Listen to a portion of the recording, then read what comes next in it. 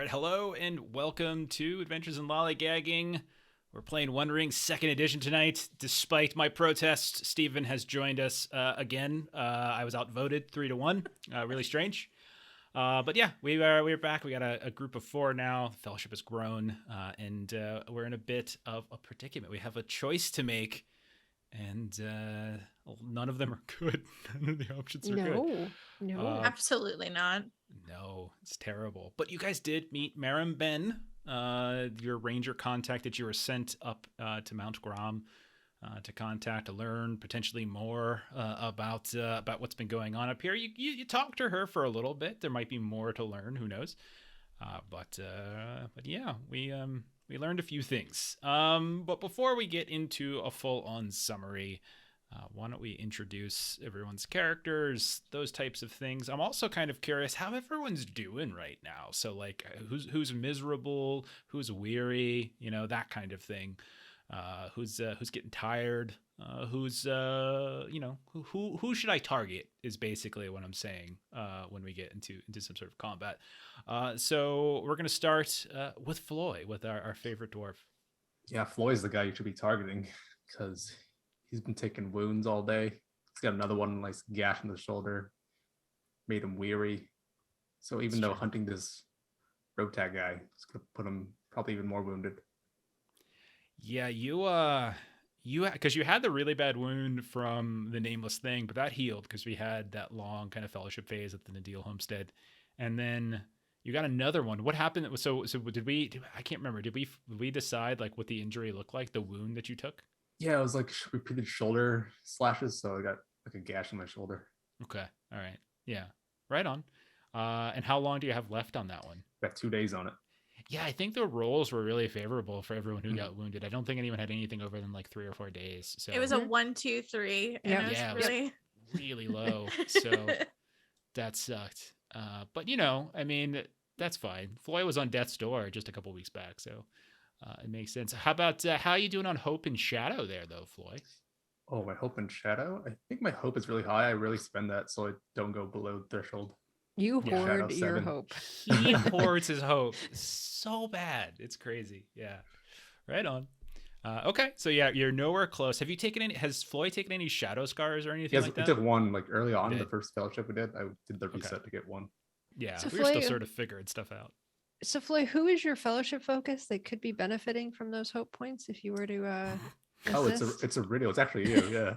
I knew the answer to that question before. We were talking about that beforehand. Just pointing out that I could. If you burned hope and actually supported Aurinial in some of her endeavors, you could be giving her two dice. So that's pretty great.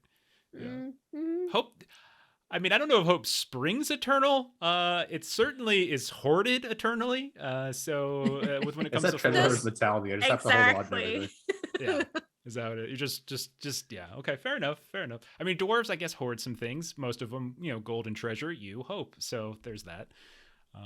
Okay, all right. But you're doing all right. Your mithril came in handy, and yeah. Next, we've got your biographer. We've got Gilly. Tell us about Gilly, Ashley. Gilly is our scholar. She has a lovely journal that she's working on that might have some stories of Floyd that are very positive, but maybe kind of creepy if he read them, just because they're so Floyd focused. But she's recently sort of breaking away from Floyd, and she's starting to write stories about Aurinial and just like getting more professional about her writing. It's not so much a diary anymore.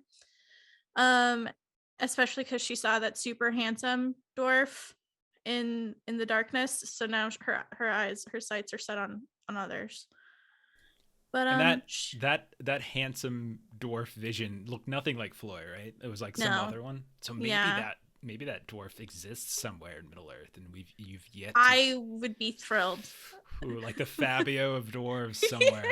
It'd be great. Or as chat says, the Brad Pitt of dwarves. The Brad Pitt of dwarves. Okay. Yeah. But right Gilly is miserable. I did spend hope during healing. So, and I did take a shadow point because Floy is my focus, and he got injured. Yeah. which is a shame. So you looked at him and Yeah. like just that tiny bit of like, oh no. Floyd's in the fridge though. That's funny. Poor Floyd. I don't know. Floyd seems oblivious. Floyd's like, I Yeah. don't care about any of these people. I just want treasure. Like that's it. That's all he's Gilly doing. at first was like that girl in high school who has like a really just focused crush on someone, and then she finally sees someone else and she's just like, I'm over you, goodbye. Floyd didn't even realize this, but you know. So while Gilly was seeing ridiculously attractive dwarves when she was deep in that boggy ruin, Ariniel saw an elf.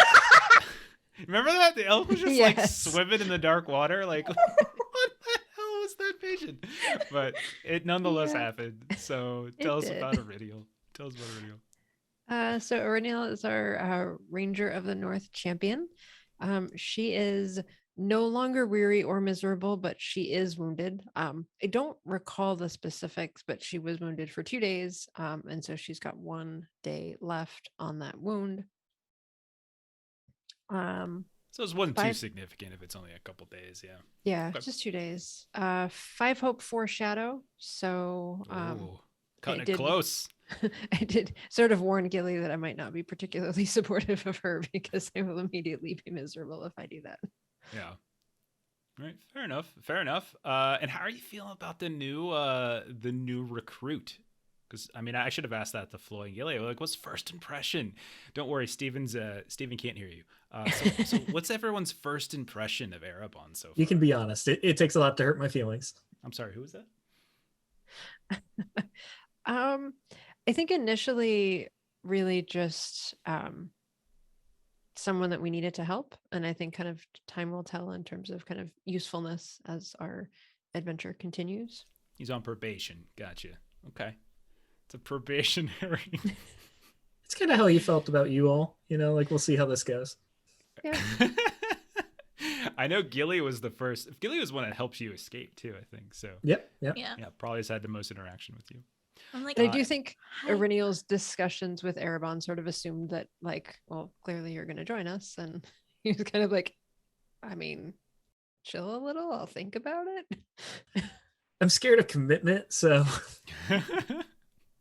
Yeah, an elf who can live for hundreds and basically forever, right? Definitely scared of commitment, because commitment, a lifelong commitment, that's saying Yeah, something with an elf. Like a human, whatever, Okay. And then so let's kick over to Erebon. Tell us about Erebon, Stephen. Erebon is a warden. He is a child of Eru, one of the elves of Linden. His name translates to Lonely Boy because that's what he is. And you guys, he's got a long brown hair, wears a very nice cloak. He has a spear that he covets greatly, takes good care of. But otherwise, you haven't really got to know too much more about him yet. So we'll see. Yeah, that's fair. And he got very upset at the end of the last episode. Yep. He's a emo elf. Yep. Yes, I was gonna say mood he swings. made an emo boy. Yeah. What was it that triggered Erebon's departure from the conversation with Marimben? Well, there were 2 things. One, she was criticizing the people who saved me for things that she basically did herself. Mm-hmm. She was upset that the fellowship here did not do enough to help. Meanwhile, she said that she watched me be captured and, at least being held hostage, held prisoner, and did nothing about it. So that was kind of hypocritical. That upset him a little bit. And then there was a little bit of talk about the Battle of Fornost, and that kind of made me clam up even more. Fair enough. And I definitely remember because she was just like, "You're an elf. Couldn't you have just not gotten captured?" And I assumed you were going to be able to get out at any point you wanted. I didn't realize you were in distress. So yeah, I am an elf, but I am also easily captured. Yeah, it was sort of one of those like backhanded, not even really a compliment, but sort of a backhanded compliment. Oh, I figured you wanted to be there and could get out anytime you wanted. I am a slave to the GM's whim. What? We talked about it ahead of time. Shut up. All right. But I didn't realize how close that fight was going to be. I thought it was gonna be a lot better. I assumed rough.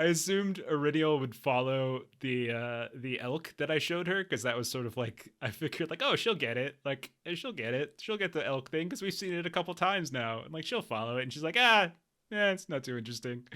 And I was like, oh, you guys gotta like ambush them while they were sleeping at night, and then you waited until morning. I'm like, well, it's gonna be a lot harder now. Whoopsie. Oopsies. Like I accidentally wiped the party to introduce the fourth member of the party. Who would have thought that would be an issue?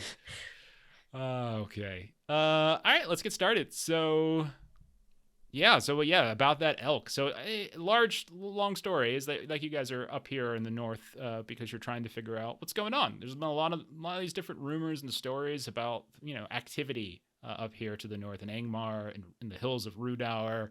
Whether it's these evil hill folk that are collecting like artifacts of power that are kind of attacking some folks in the Bree-lands, or it's the war band of Rotag, some sort of a wandering group of orcs and goblins and trolls possibly that are that they were kind of moving on through and attacked Coombe at one point, or whether it's these rumors that the kind of the fortress of Carndum, which has been in ruins for over 1,000 years, the lights have been seen in it. At least that's what Marin Ben had said. That's why you all are kind of up this way. Ereborn notwithstanding, he has his own reasons, which we might learn at some point. But you all, so the original three, you kind of traveled up here, and after kind of a rough fight with some wargs, you were recuperating, and then through the night, Iriniel saw this image, this like not necessarily an image, an actual elk just sort of staring, and eventually you kind of followed where that elk went, and it seemed to lead you to this hillfolk party, this camp that was just breaking down in the morning, and you saw this elvish prisoner, and through a very tight and very careful fight, in which a couple of you got wounded, you were able to free Erebon. Erebon joined the group at least partially as thanks for freeing him. Later, while you all were recuperating from the wounds that you received during that fight, a woman appeared in the middle of your camp, and she was like almost like she was using your cooking fire. That she had somehow bypassed whatever scouts or wards you might have set to see who might be coming. And there she was. And she was a surprisingly sort of brutal and ragged ranger. It looks like she was suffering, both from being out here on her own for a while, but she also kind of carried with her this vengeance, this anger to her. She did, however, bring you to her hideout, especially when you showed the necklace of her daughter, which I don't think you all knew until you got here that was her daughter. You knew that it was Talendale's daughter. You had a little conversation with her, and you were able to kind of get some basic information about things that are going around here. She did obviously give you some backstory of herself, about her daughter Mayaneth and how she was killed by trolls, and now Marambem has kind of sworn this sort of oath of vengeance, like overtaken almost by a curse, like the shadow kind of sneaking into her, trying to kind of pull her apart as she's literally trying to kill every troll imaginable.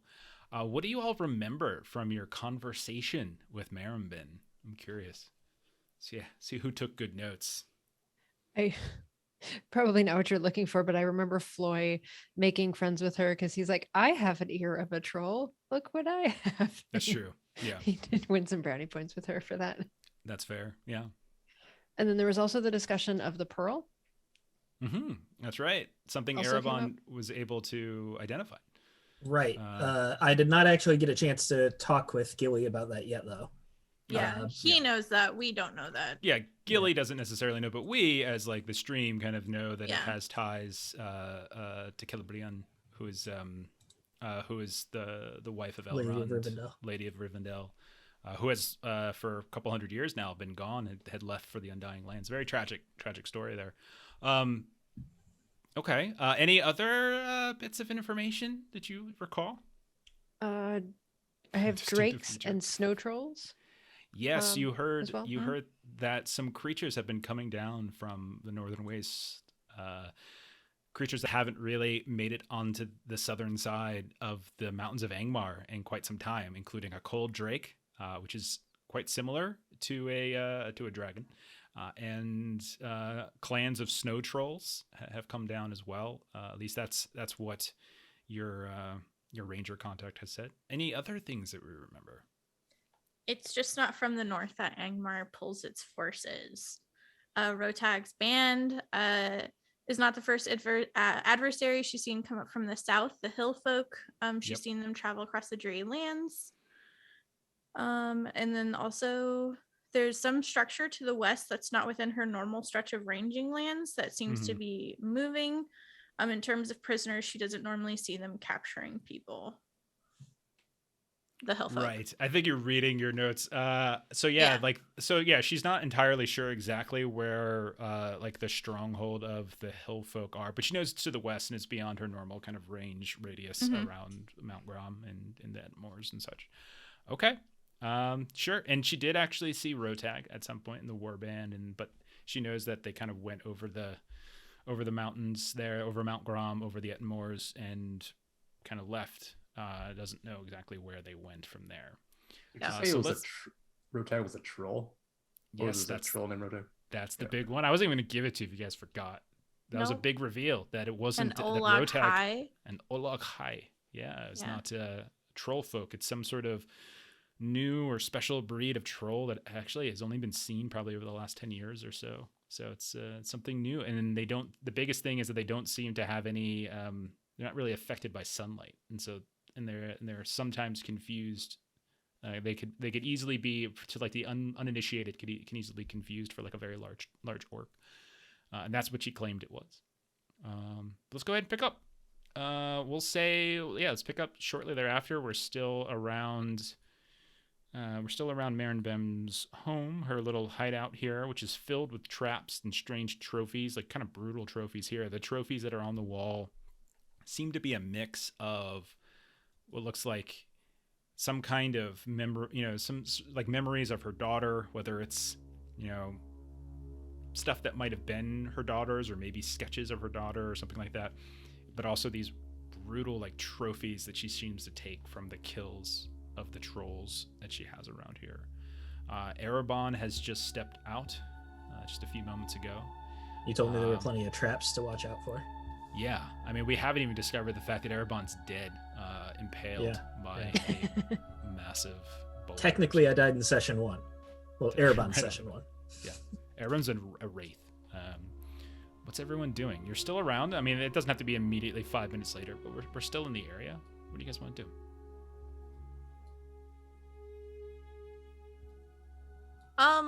Does Maribem have like a tanning rack? You do see that she does have some tools and things like that for just such an occasion. Sure. I think since we've kind of come to terms with the fact that we're going to be traveling for a while, Gilly will take like the hide that she's been carrying because it's pretty gross, and just be like, since we will be traveling more, I won't have time to properly cure this. I was wondering if you could use another pelt.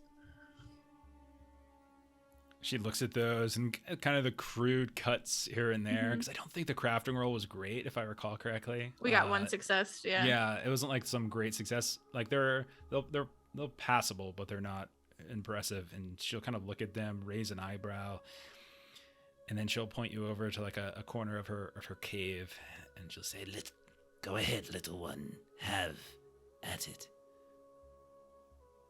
Oh, okay. So then Gilly will attempt. Okay, yeah. What are Floy and Irinial doing? We know that Erebon's kind of left the cave. We know that Gilly is working on some sort of task with her pelts, and we know that Maribem is still here, and you can see that she lights up what looks like some kind of pipe and starts smoking. I don't want to assume you'll let us stay for a couple days, but my wounds aren't healed.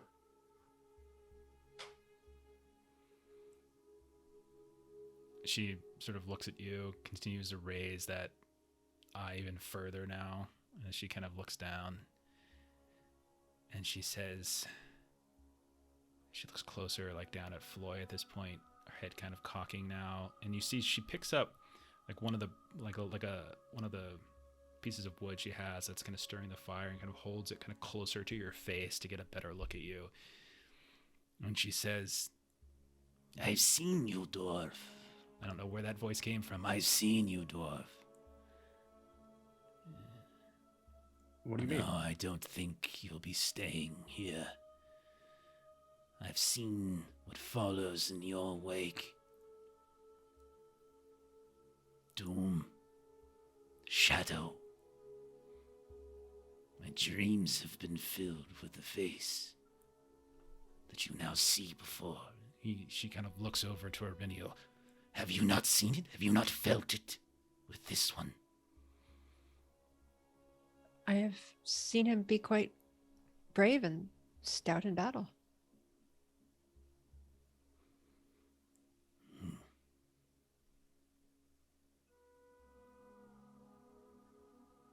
That's quite Shadow ominous. is insidious. Brave, valorous though he might have been thus far, where you go, the battles will be harder, fiercer. And I can see his heart will break. He will lead you all to ruin. I've seen it. You can see like her face is like just this utter certainty to it. Like there's a little bit of paleness to it. She looks very dark. Her eyes are, are kind of sunken rings beneath as if she hasn't slept much. But you can see it just kind of overtakes her at this point now that she's gotten a really good look at him.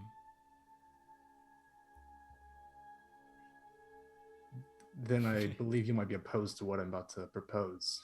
But we're about to hunt Rotag after my injuries heal. And what you're saying is he's a troll. I don't know if you'd like to join us in taking him down.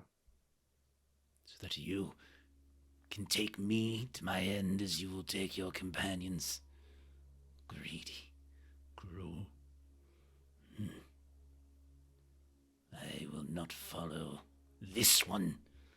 No, I have more work to be done before my heart ceases to beat. I will not let this harbinger of the end cut my work short. And she looks over towards Arbenio. And you, heed me, heed my words. This one leads you to ruin. You have strength in you. I've seen it from afar. I can sense it. I could teach you, show you bits of the trade that you have not yet learned.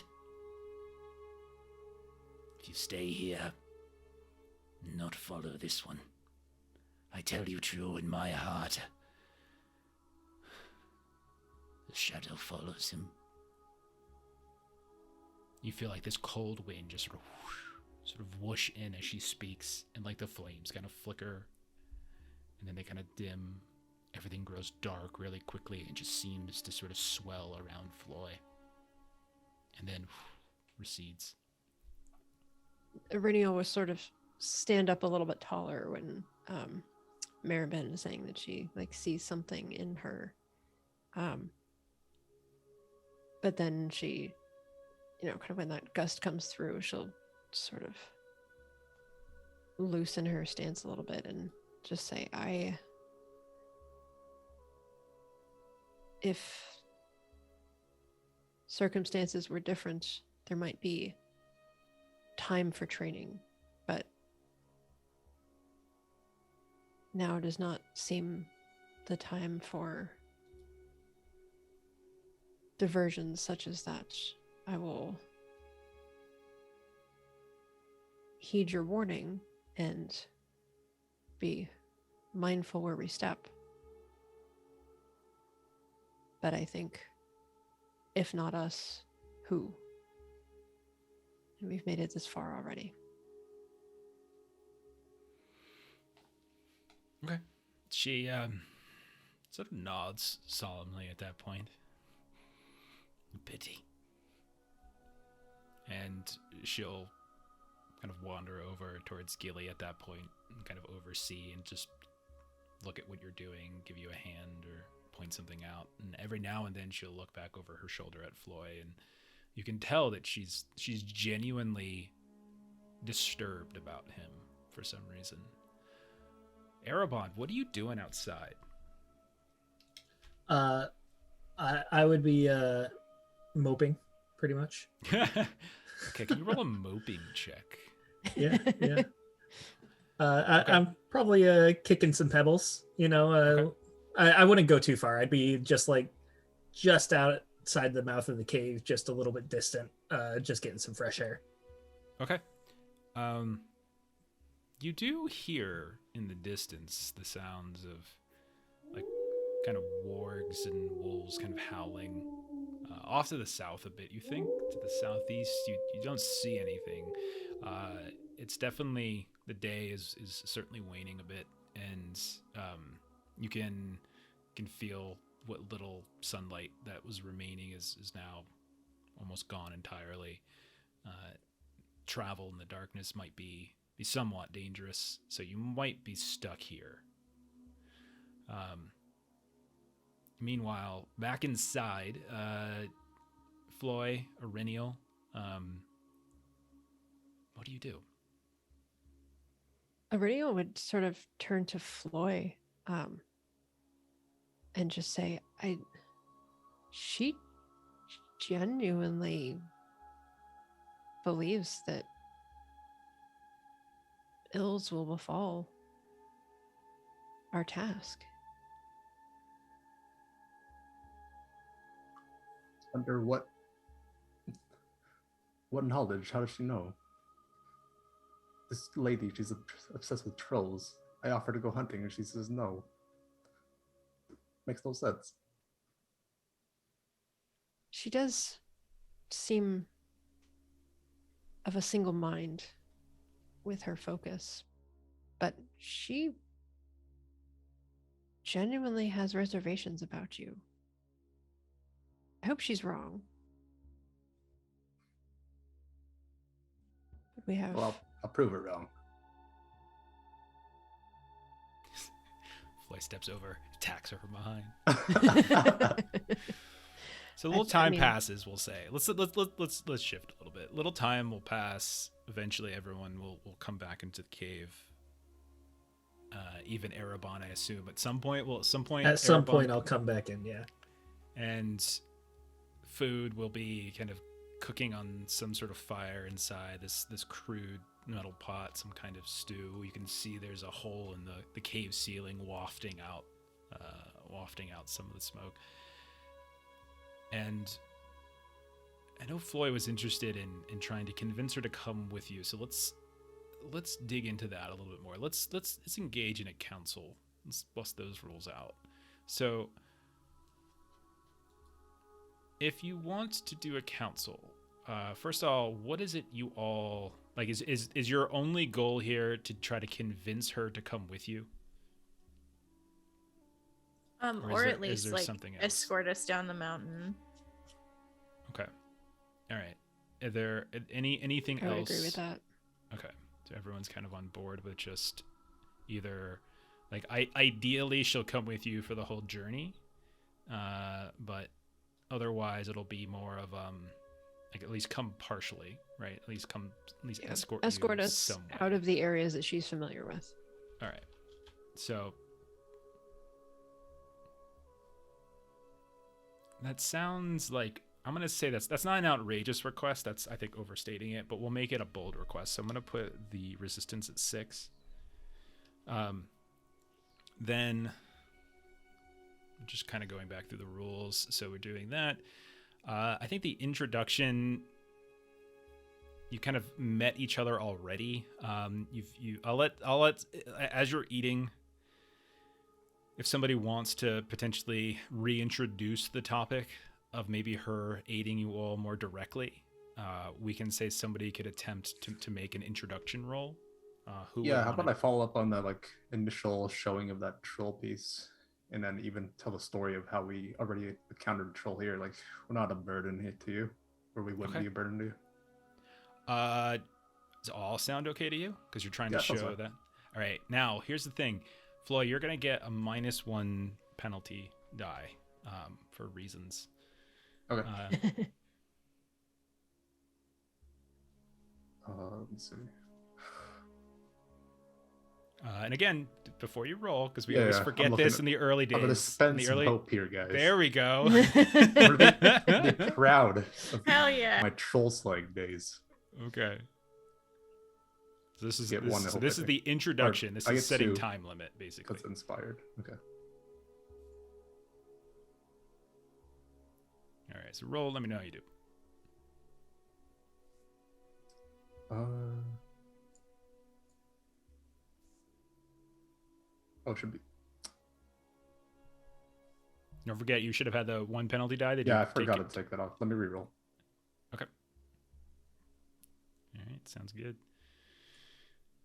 Yeah, we are going to be playing some Traveler soon-ish. We're just kind of waiting for Oh, I forgot to put my hope schedule. in. I'm trolling. All right, you're trolling. She stabs you right through the throat. It was All you right, the here we go. whole time. Inspired hope with 1 penalty. Okay, there we go. Success. Right. Okay. Successful. Nice. So your goal. So the resistance is 6, and your time limit is 6. So you have 6 chances to get 6 successes. Okay. All right. So we've set that, and so now, I'm going to put her. I'm gonna put her at open. So like you basically. So the next step is like, what's her status between open, reluctant, and friendly? She's not friendly, but I don't think she's also reluctant. I think at the same time she's open. The penalty for Floy comes in a different suggestions in a different way, so I'm not going to double that up. So no extra modifier from that. All right, so Steven, you haven't done one of these before. So a council, basically what it means is that you're doing like this more complex social encounter where you're trying to, like a skill challenge, get to a certain number of successes before the time limit runs out. There's no specific like order. Anyone can pop in when they want to do it. We try to, and like, you're welcome not to engage if you don't want to, but we try to get everyone in. Not trying to hinder the rest of the party, but Erebon himself would not be very keen on her traveling more with us. So he wouldn't really be trying to mess you guys up, but he wouldn't be really throwing his 2 cents to convince her either. So Erebon will just kind of remain kind of silent and brooding in the corner once more. Yeah. Thanks, Stanley. Got a couple extra bits there. All right, so the rest of you then. So Floy, Gilly, Irinial, who wants to take the first crack here at trying to convince her?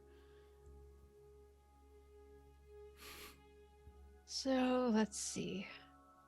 You can by the way, she's sitting the opposite side of the fire from Floy, ripping apart bits of meat, and she's kind of staring over top. It looks like we're getting some packet loss issues once more. I think we're back. All right, so what would you do? I am thinking, and Gilly, if you think of something first, you can jump in. I'm trying to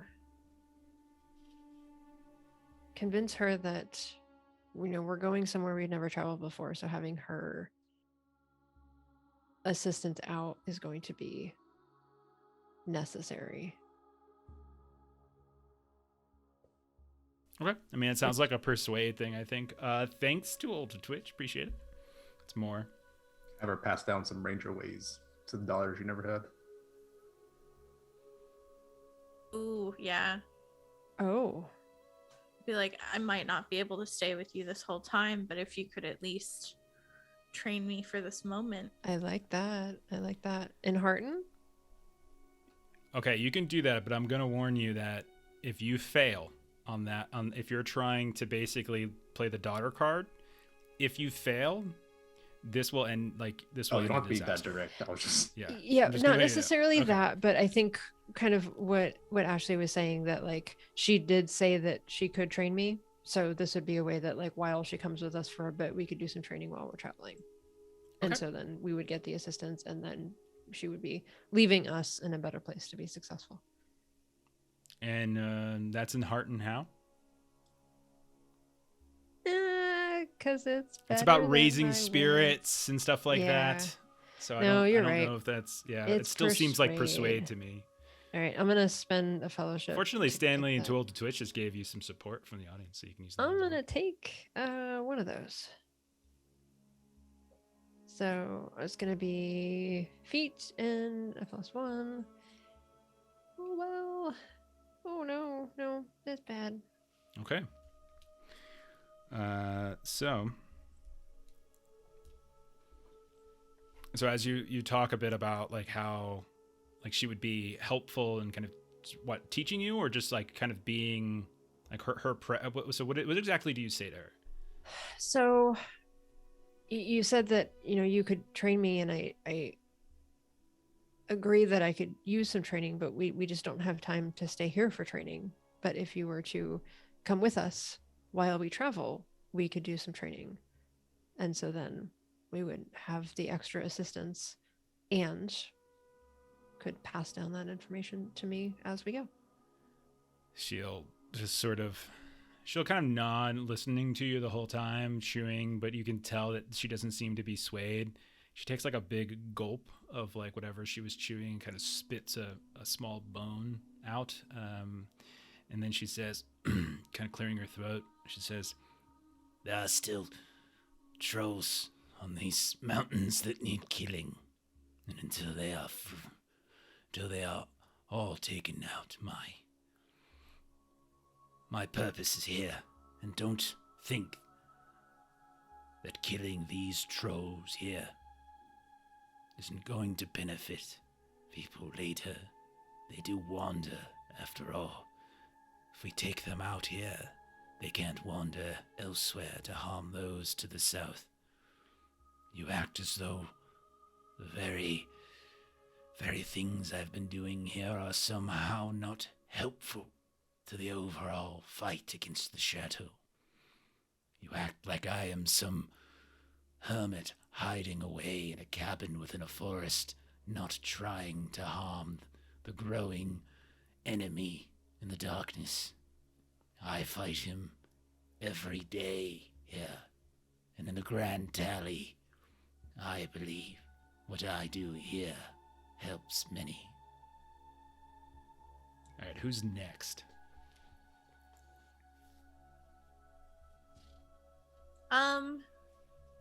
Gilly. So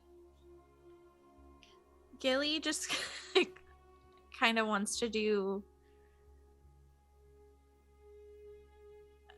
She wants to get to know her better, and so she's gonna kind of like she's been crafting with her like next to her while she's been cleaning the pelts or whatever, and Gilly will like put her tools down and turn towards her and be like, I can see that your daughter's death weighs heavy on you.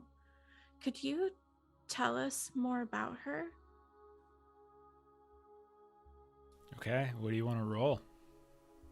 That one's not going to result in any sort of terrible disaster here. Just asking about her is fine. Yeah. Trying to beat her is a totally different thing. Would you say in Hearten or Insight? I think Insight makes sense. Yeah, you're trying to get to know her more. Insight's, Yeah. I think, the best one of those. Cool. Can I get a dice, Melissa? Of course. That is a great success, Jeff. Okay. All right. So that'll be 2 successes towards the overall goal. All right. So when you ask about her daughter, about Mayaneth, she says that she was a headstrong young girl, but she was a joy in the world. Talendil and I never wanted children. To be a ranger is a solitude life. But we found each other, and love, I suppose, grew. She would, from a very young age, she could pick an apple from 100 paces with her bow. Keen-eyed, you might call her. Strong in the fingers. I remember when she would first start practicing, she would not yet calloused in her hands. She would be there until the sun went down in the evening, and she'd come in, her fingers would be bleeding, blistered, but she would never cry. No tears. Proud she was, in fact, telling us a story about how finally she hit her mark. Perhaps we should have tamped down some of that spirit, and maybe that would have saved her. Maybe she would have not felt she needed to prove herself. And so you see she just kind of trails off, but you even saw little bits of smiles start popping up from time to time, like in the story, but like sad smiles, kind of distant. All right. It's basically 4 and 4. So 4 more tries, need 4 more successes.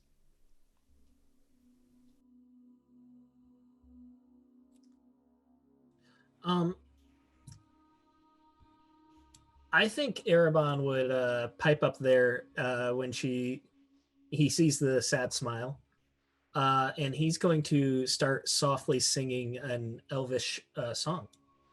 I don't know if she speaks Elvish or not. He's not necessarily trying to convince her, but that just reminded him of a song. So we'll try that if that's all right. Reroll song, yeah. And before you roll, there are things you could tap into if you wanted them. So we have like the audience pool that people have been donating. We've got fellowship points. I don't think I'm going to pull from those right now. I think I'm just going to go straight song because he's really not hope, trying. Right. To... And you also have your own hope points too. So if you think one of your distinctive definitely not going to use those. I'm going to hoard those like a dwarf. All right. It's classically known that dwarves hoard all their hope. All right, go for it. Oh my goodness. Yeah. So he's singing. I can't sing myself. Yes. But I can read a poem. Amman Darthan Alinen Nugalad Hen Fireb, which means, why do I linger and sing under this fading light? She'll look over at you and like that sad smile will kind of still be lingering, and she'll say in Elvish to you. She'll just say like well-spoken elf, and that's all she'll say, and then kind of go back. And clearly she does speak Elvish. And I won't respond or anything. I'll just yeah, softly retreat back into my brooding. Yeah, you just a brooding soul sees a brooding soul, and that it just sort of tapped in. It worked. I don't like her, but I can understand her. Fair enough. Yeah. She's been through some stuff. Okay, so you got 3 turns left, 2 resistance left to complete the task. Who's next? She's just sort of, after Erebon finishes his song, like just sort of sad quietness fills the air, and everyone just kind of goes back, and you hear people. It's like so quiet. You hear the flickering of the fire. You can hear the crunching of people as they chew. What is it you all do next?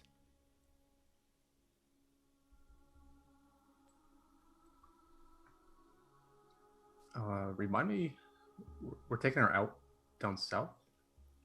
No, you're trying to. So you guys are tracking road tag. That was I think what you guys decided you wanted to do, and you're asking for her help. And you know that they went north, like north and east possibly, or north and west. You're not sure yet if they've gone towards Karndum or if they've gone towards Mount Gundabad. That's like 2 theories she had, but she didn't follow them like over Mount Grom. She just knows that they were here. You know that I think she said she saw them like kind of draft a couple cave trolls into their pack, and also that there's plenty of goblins within the caves and such of Mount Grom that they might have, kind of padded some of their warband with, and then kind of disappeared to the other side. So you're tracking him down, and you're trying to see if she'll come along. So the path we take is certainly full of trolls. If you say you take them out, it's for the better, for what they can cause. Could be taking 2 birds with 1 stone. Just persuade, Okay. I guess. That's all I got. Persuade, I think. Now you have a -1 to this, Floyd. Oh, but this is brutal. -1 die, but don't forget there's other things if you want to tap into the audience portion. 2 trolls, 1 stone. Oh no. Do you want to tap into the audience with this? Yeah, and I remember, need a you little help can here, let me see. you can burn 5 audience die for a favored roll. How many do we have? We have exactly 5 left. Oh, look at that! It's faded. No. I'll just take Arrow the one in. Luvatar is looking down on you right now. I'll do 1 and do a fellowship. Let's burn the fellowship instead. Well, the fellowship, by the way, because we were clarifying, fellowship is for combat rolls. Oh, 'Cause really? It's a Balin. Yeah, it's Balin. Oh, I didn't know Balin's that. Okay. specific fellowship ability is for combat rolls. I see. So you're gonna burn those 5. You do still have hope as well, so you could spend a hope. You can just burn those Spending 5. hope. Or you can Alright. just use one of the die to cancel out the one you lose. Yeah, and you just roll, Exactly. like a flat. I'll just roll persuade. straight. I'll just do the 1 Okay. chance. All right, here we go. It's gonna be close. Or a really low chance. Ooh-wee. Oh, no. Okay, it's 2 and 2 then. Okay. So Aurinial. Well, first she'll sorry. react and she'll say, There might be trolls where you're going, but there's no shortage of them here. And if I stay here and take a dozen, 2 out before I finally succumb, I do so with an open heart and an open mind, and I'll not be taken under by the wave of darkness that you carry. and she kind of spits on the ground, not necessarily at you, but you can tell there's like this strange venom. When one has dreams such as I, you do not ignore them, dwarf. Go ahead, Aurelio. Okay, so I'm going to say words that I hope are actually true because I don't know this as a person to be true, but this Oh, is the great. tactic that I'm going Can't with. wait. So, Aurinial's going to say if you're hunting a pack of things or something that has a leader, there's a benefit to taking out the leader, and that causes confusion and disarray among those that were looking up to that alpha. So coming with us to chase Rotag would mean taking out the alpha. Okay.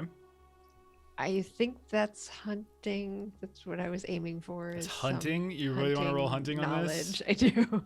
I'm trying to look for something. All right. Go ahead. You can take it. That's fine. I think it makes sense. Like you really leaned into the hunt word over and over again there. Yes, that I did. I'm pulling. one He's of the hunting for a audience. good roll. Steven, she had this hilarious. It worked so great. The first council we ever did, very first episode, she appealed to a dog or something, like one of Yeah. the dude's pet dogs. It was so good. And now ever since then, she's like, how can I get hunting into this again? All right, ahead, so roll I've it. It's got. fine. It's already favored for me, and then I'm grabbing one of the audience donations. Let's roll better than last time. 16 success. Okay. Now it's down to 1 and 1, as that's 1 success. That's 1 more turn. There's 1 turn left. And she says, There's truth to what you say. Trolls are a strange breed. They don't... Many of them are in solitude. They don't unite the way orcs do. But yes, these Lollygagging seem to have some special sort of darkness to them. What you say might be true. Perhaps that's the best way to take the warband down. Fighting the hundreds that he probably carries in his number will be impossible whether I come with you or not, but taking out the one could cause the others to scatter. And orcs that scatter are far easier to squash than those united under a single banner. I'll think on this. Last chance. have to succeed on this. She hasn't worked her snowshoes into the persuasion. Classic. You still have your snowshoes dice?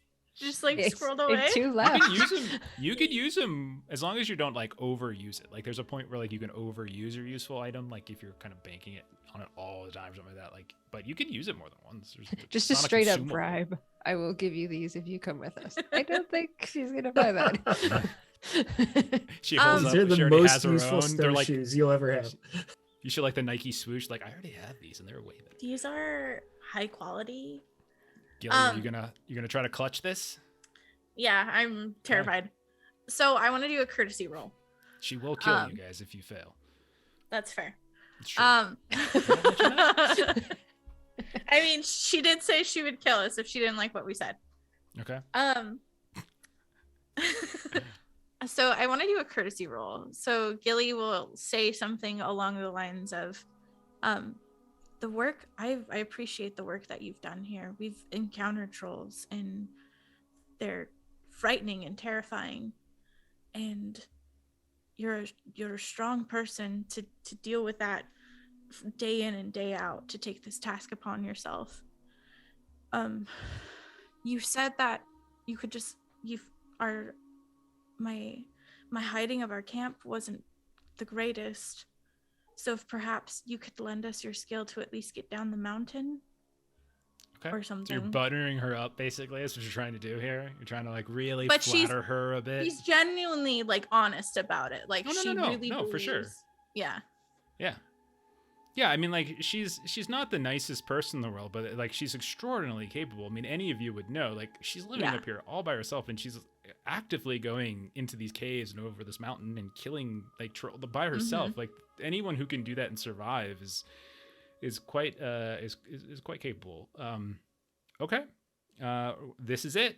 Last chance. Yeah. So burn whatever you got to burn for this. Can We've got I 3d6s Yeah, I'm gonna take one of them. or more of them if you think you might need it. It is favored and I have 3 points. That sounds like cockiness there to me. What's No, the target it's number? not. 16. Okay. Sure. Okay. I'm not One, looking. I'm two. nervous. Oh no. Great Oh, no. success, Jeff. Yay! So after Ariniel's speech, and then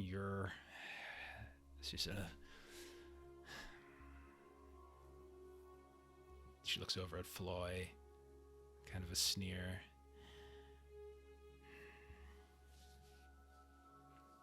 So be it. I'll aid you. For a time, at least. I will help you track down this Olaghai who leads these orcs. Once we take him out, I shall return to my perch here and continue my work. But I warn you, the days before all of you reach this place, I have seen this one. She nods towards Floy. Every night I close my eyes and dream I see a dwarf wrapped in shadow. I hear the whispers of some great evil. I see his face contort with anger and cruelty. All the worst things a dwarf can be, and I tell you now, he is cursed. Friend though he might be to you now, I swear to you, on the soul of my daughter, there is shadow wrapped in this one, and before long, it will extend from him and consume the rest of you. I shan't be here when that happens, but I will aid you. Talendil saw fit to call you ally. My husband does not extend friendship to many. Tomorrow we will leave. Thank you. And I'll leave you with the choice, young hobbit. Do we go over the mountain, or do we go through? And she kind of gets up at that point. You can see she just like tips over whatever like water she was drinking. I must rest, and I suggest you all do the same. The journey will be hard no matter which route we take. Treacherous, even. Prepare your weapons, sharpen your blades, test your bowstrings. Tomorrow we hunt orc in Trove. And she like turns away at that point, kind of goes off to her where she sleeps. Over or through? And she'll turn towards Ereniel and Floy. Over or through? Over. The only way is through. Over or through? Oh shit. I guess we're decided. Yeah. So you have to decide, do you want to go over the mountain or do you want to go through the mountain? So through is like caves and things, or over would be over the mountain. Seeing as I've wandered this land a little bit prior to this, would I know much about the territory, about whether it would be like what to expect either way? Why don't we do a roll, see what you know. What do you feel like rolling for this? I mean, you said it's because you've been here, it's more about experience. We can do like an explorer roll. We could do a lore roll. I think either of those I would prefer sense. lore. Yeah, that's fine with me.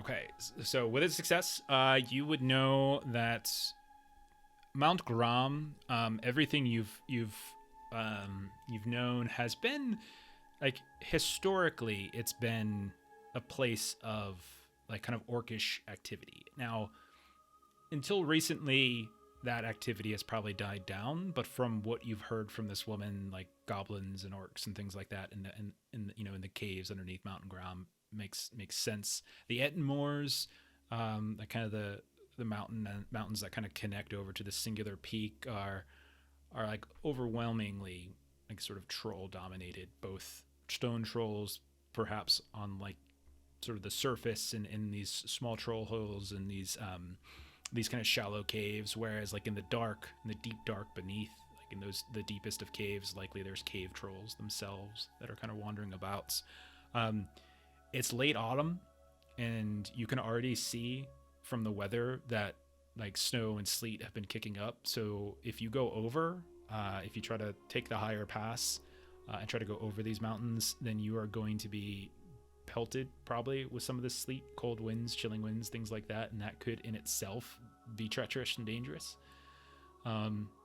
You only have one success, and so that's probably what you would know. Like, there's no wrong decision, right decision. It's just sort of what would you rather, be faced with, going through the dark caves and potentially coming across colonies of goblins and orcs and possibly stray cave trolls, or going over top facing the cold winds and possibly like stone trolls and mountain trolls that might be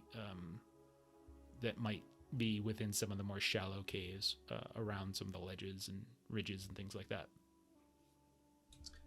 In my history exploring the Ettenmoors, I have not delved deep under the mountain, but that is because there could be great dangers. Trolls are sensitive to the light, and we would be going where they dwell. I'm not opposed to this route, but I think we should be aware. It makes sense if we go over. Less encounter. Save our strength for the big head.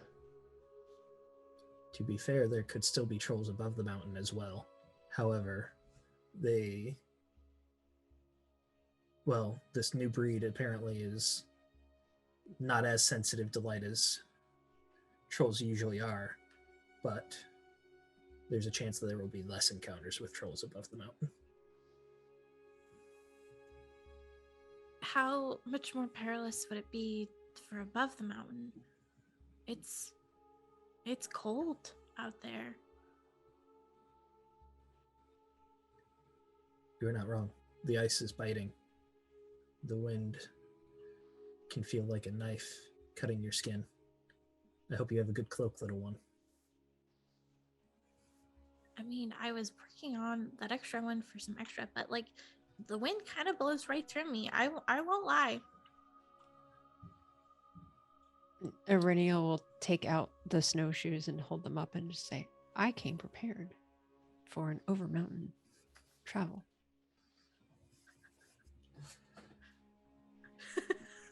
And she'll kind of look at everyone else and just see like no one else. Aramon just Yeah. kind of cocks his head and like, okay, this is where we're going with that.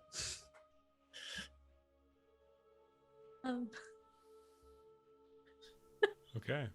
You guys go ahead, do your long rest for the night. And in the morning, are you guys going over? Is that what you decided? You're going over? Yeah, we're going over. When we rest, I would like to spend 2 fellowship to get 2 hope back. Okay. If everybody's hear cool with that. Gilly's stealing fellowship from you. I would like to not be miserable before we start. Fair enough. You will be That would be miserable good. after, I can guarantee it. Yeah, but at least I might be able to help a little bit if I'm not. You Okay. know?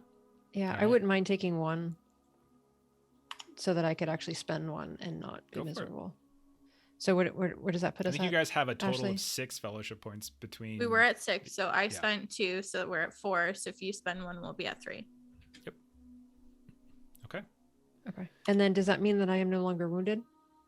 Because I had one If it's more been day one on my day, wounds. yes. I think Floy should still be wounded for probably one One more more day. day. Yeah, one more day. Yeah. I think everyone else is okay Yep. at this point. So Floyd's still got that 1 wound. Okay. Morning comes. You can see that Marimben has already been up. She's kind of broken her fast, and she's outside. And What will we do with your ponies? Yeah. what do you guys want to do with Beat and Root? Oh. Kill them now? Cut them up? Take the No. meat? What? No? You said you needed a better cloak, right? You didn't want to be cold. That's a good point No. right there. I have the warg skins. That's what I was cleaning yesterday. This would be warmer, to be fair. This is no place for these creatures. We could take them with us, but there's no certainty that they would be able to come back down. If we are going above the mountain, there are climbs of great heights, sheer cliffs, rock slides, cold winds. Can leave them here, but I'm sure they would attract all manner of things. Oh. Better cut their throats now. No, I don't believe we'll be doing that. No. It is a What? mercy. Through the mountain, would they be able to come with us that way? You can come with us whatever way you want, but know that your lore master really enjoys killing these creatures. You can bring them Perhaps with we you. should just set them free, and they will find their way home. I love Beat and Root. Root's a little dumb. I don't believe she'd be able to find her way back home. If we set her free, she's probably gonna immediately get eaten by a troll. Then And, like- bring her with us, little one. Oh my god, I'm sorry I mentioned it.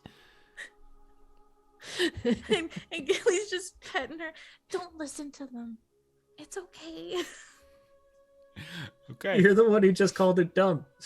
Hey, she would get lost. I am also a little dumb with directions in real life. You try and tell me to go east or west? Okay. Okay, so you guys are gonna go ahead and we're going over and we're taking them. Or Looks are we like going it. under? Are Okay, we we're going over? We're going over. It Okay, we're appears the going little over. one Oh. is attached to the beast. Nice. That, is there a surgical option to detach them? It does I not took appear it. to be so. If Isn't- we're going over though, like realistically, what could we do with the horses? We really do just let them go.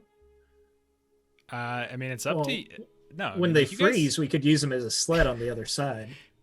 Oh, you God. thought they stunk on the outside. I think maybe Steven gets that reference, but I don't think anyone else does. I get it for sure. It's the sadness of this group.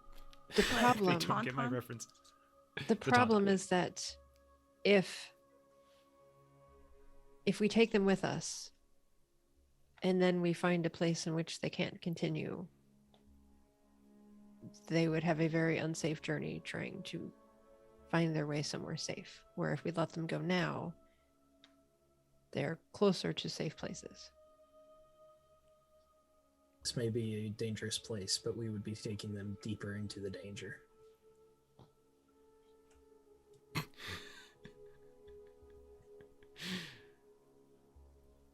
like the way Australis thinks. Okay, are we taking them?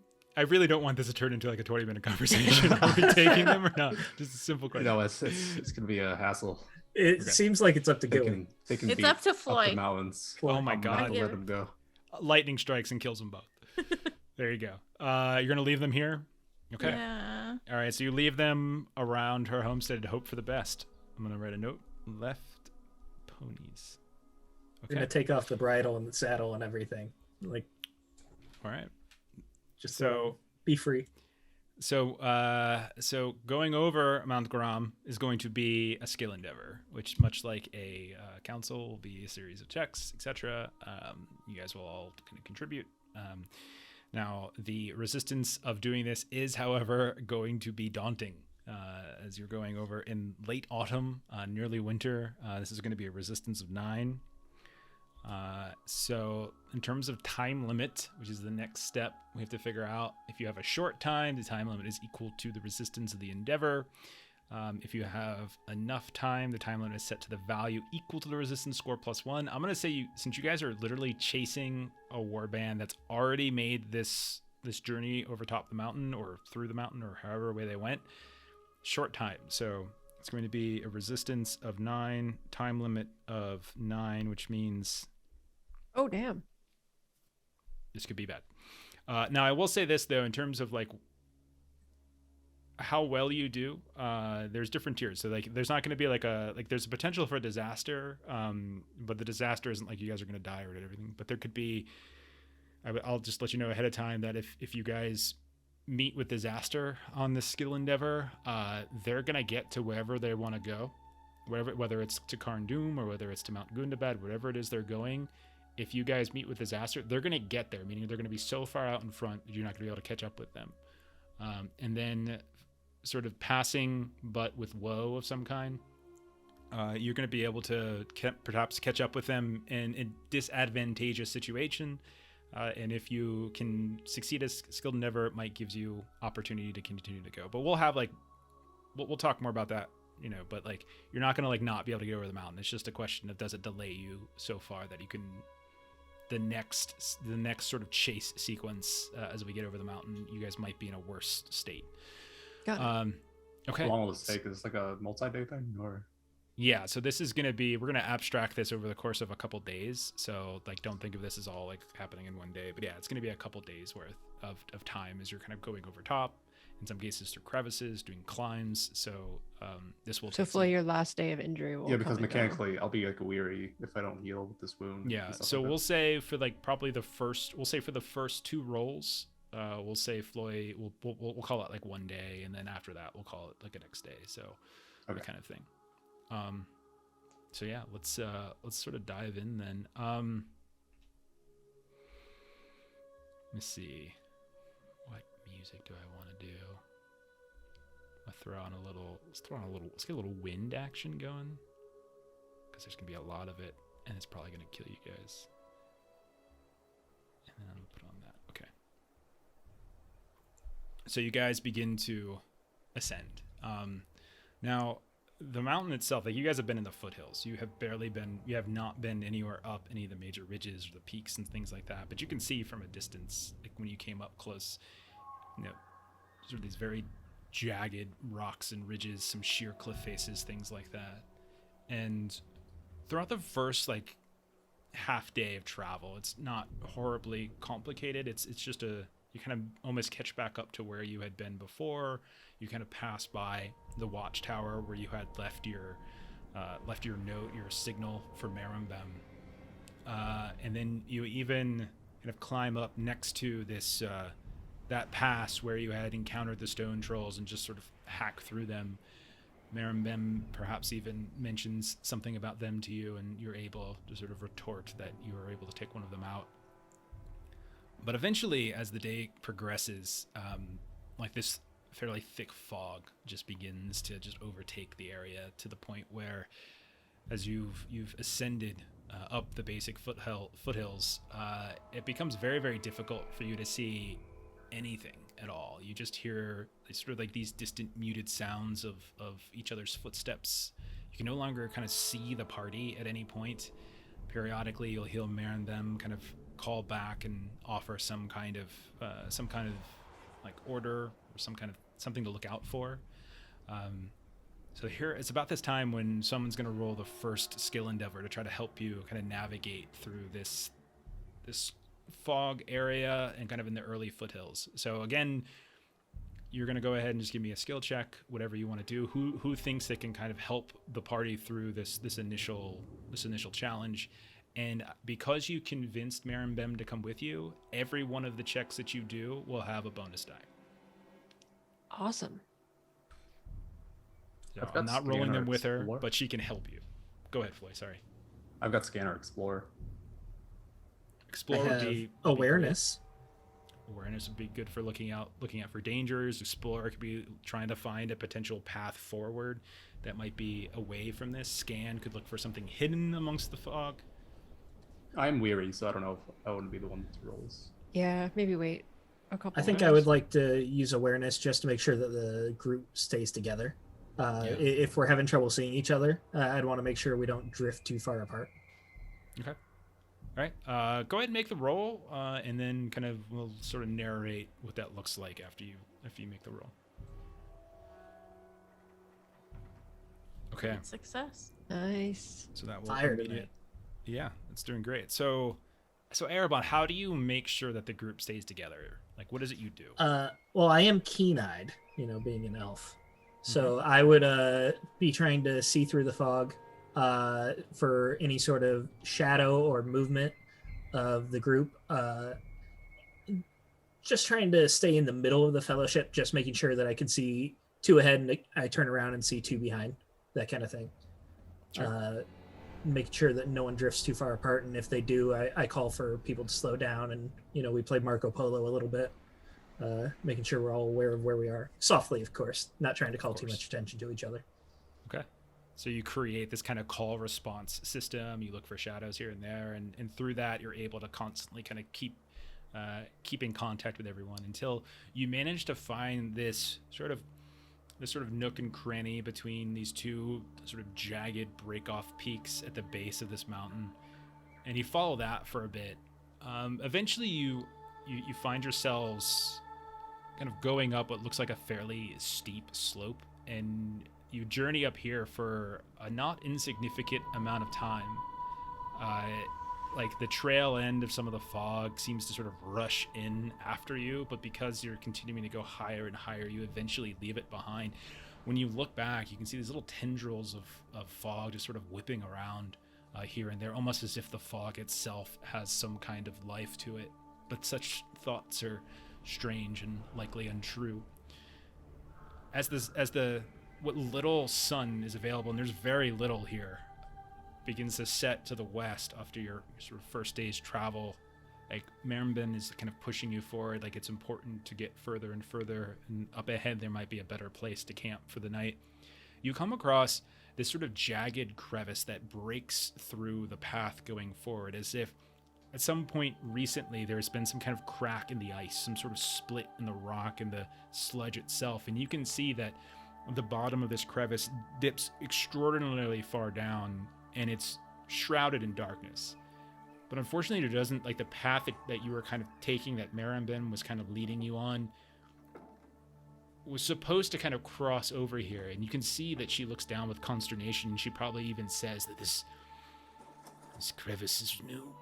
Something has broken the earth. Should we try to backtrack now, we would add a day, if not more, to our journey. We need to find a way across. and you have quite literally in front of you this like long, dark, like crevice in front of you, and you have to try to reach to the other side. Who would like to try? How wide is the crevice?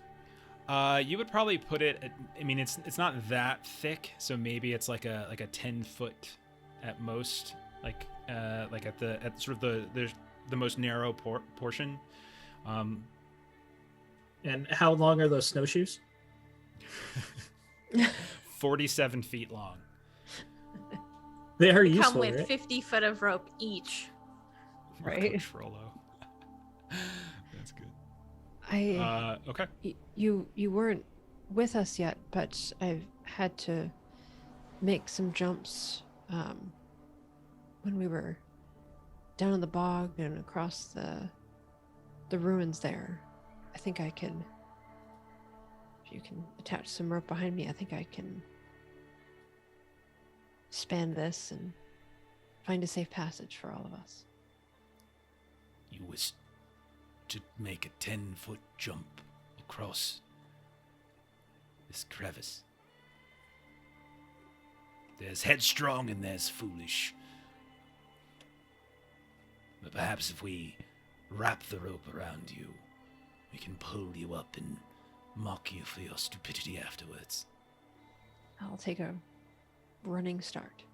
You can tell, by the way, when she says that, she's not like there's like a sort of a softness to it in a way. Like she does seem to be nicest to Auriniel, for sure. Like it's more of a. That was her nice. That was like Yes, that was that like was her nice parent chiding like dumb child moment. Okay. So what are you doing? An athletics test? Is that what this is? Okay. So you guys watch. And by the way, you can support and stuff in this. Definitely want to make sure she has a rope tied to her waist, and then I'll have the other side wrapped around my waist with her to have enough slack to make the 10 feet. Okay. But that way, if she falls, I'd like to like wrap around a stone or something like that to give me some more leverage too. Fair enough. Okay, so I will say that if she fails, she's not going to fall, obviously, all the way down the crevice and take, like, massive falling damage. But I will say, though, that if she misses and she, like, swoops down and slams against the side, like, 10 feet down and just slams against it, you will, Auriniel, take some endurance damage from that. So Sure. I do have the rules for falling and stuff like that in play. But it won't be, like, it's not going to be a lot. It's just going to be a little bit. All right. So I'm gonna say this is a bold action, so I'm gonna spend a hope. I think that's fair, yeah, for sure. This is pretty bold, yeah. And if Erebon wants to spend a hope, it sounds like he was supporting you, but unless he spends that hope, you ain't getting that die. You know what I'm saying? I will spend a hope. Yeah. Okay. Auriniel, you can get an extra die from Erebon helping. And that gets me 2. Two, Yes. because I am you're my his. focus. Yeah, okay. Yep. Why do you think I'm helping her? If it was the dwarf, I would have said just jump. Yeah, screw that guy. He's got doom wrapped around him. All right, so there's a whole lot of d6s, and it's favored. You're going to live forever. It says you Great should be success. miserable, by the way. Why would Now I that be she's spent. miserable? Now that you spent the You hope. just spent the I, hope. I spent one too many. Sorry, Okay. I had 6. I Oh, actually only isn't got down that to 5. convenient? I'm sorry. I have to type him a little message in chat really quick. I am bad at math. 6 minus 1 is not 4. Okay. So great so you success, guys- by the way. Watch in the darkness, like near darkness, as winds whipping around and bits of sleet are kind of pelting around you.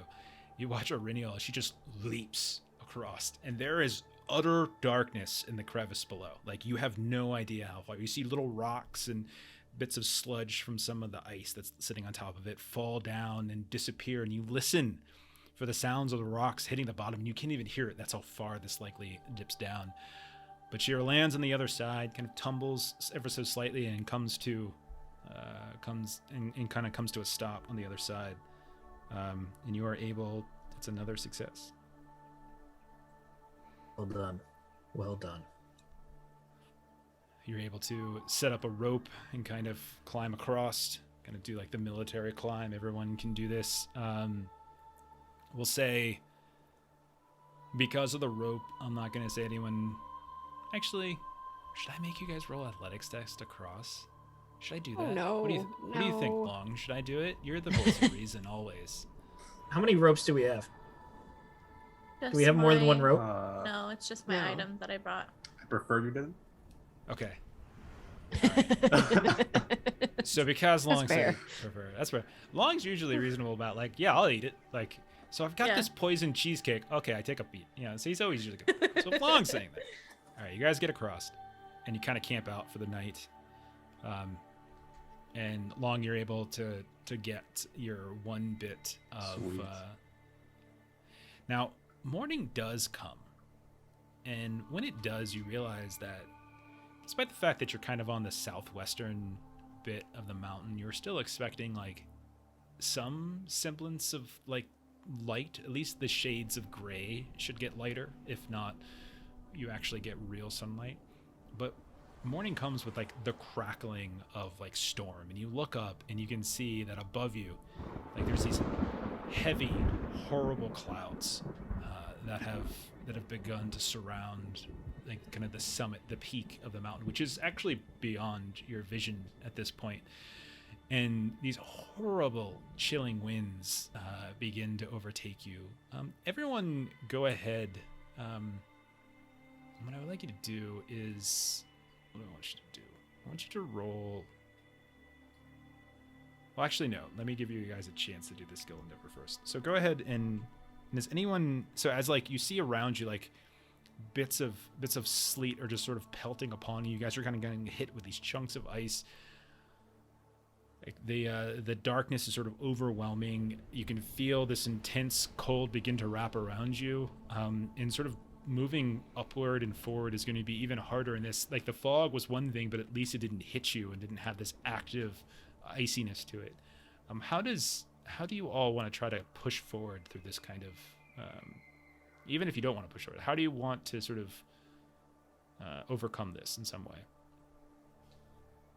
So Aurenial has her buckler, so that would sort of be acting in a bit of a umbrella kind of a function at this point. Okay. So you're holding up the buckler as an umbrella? Okay. And I'll Over Gilly, by I'll the go way. next to her as well. Do my shield, and we'll be like a sort of like a human shield for the rest of the party.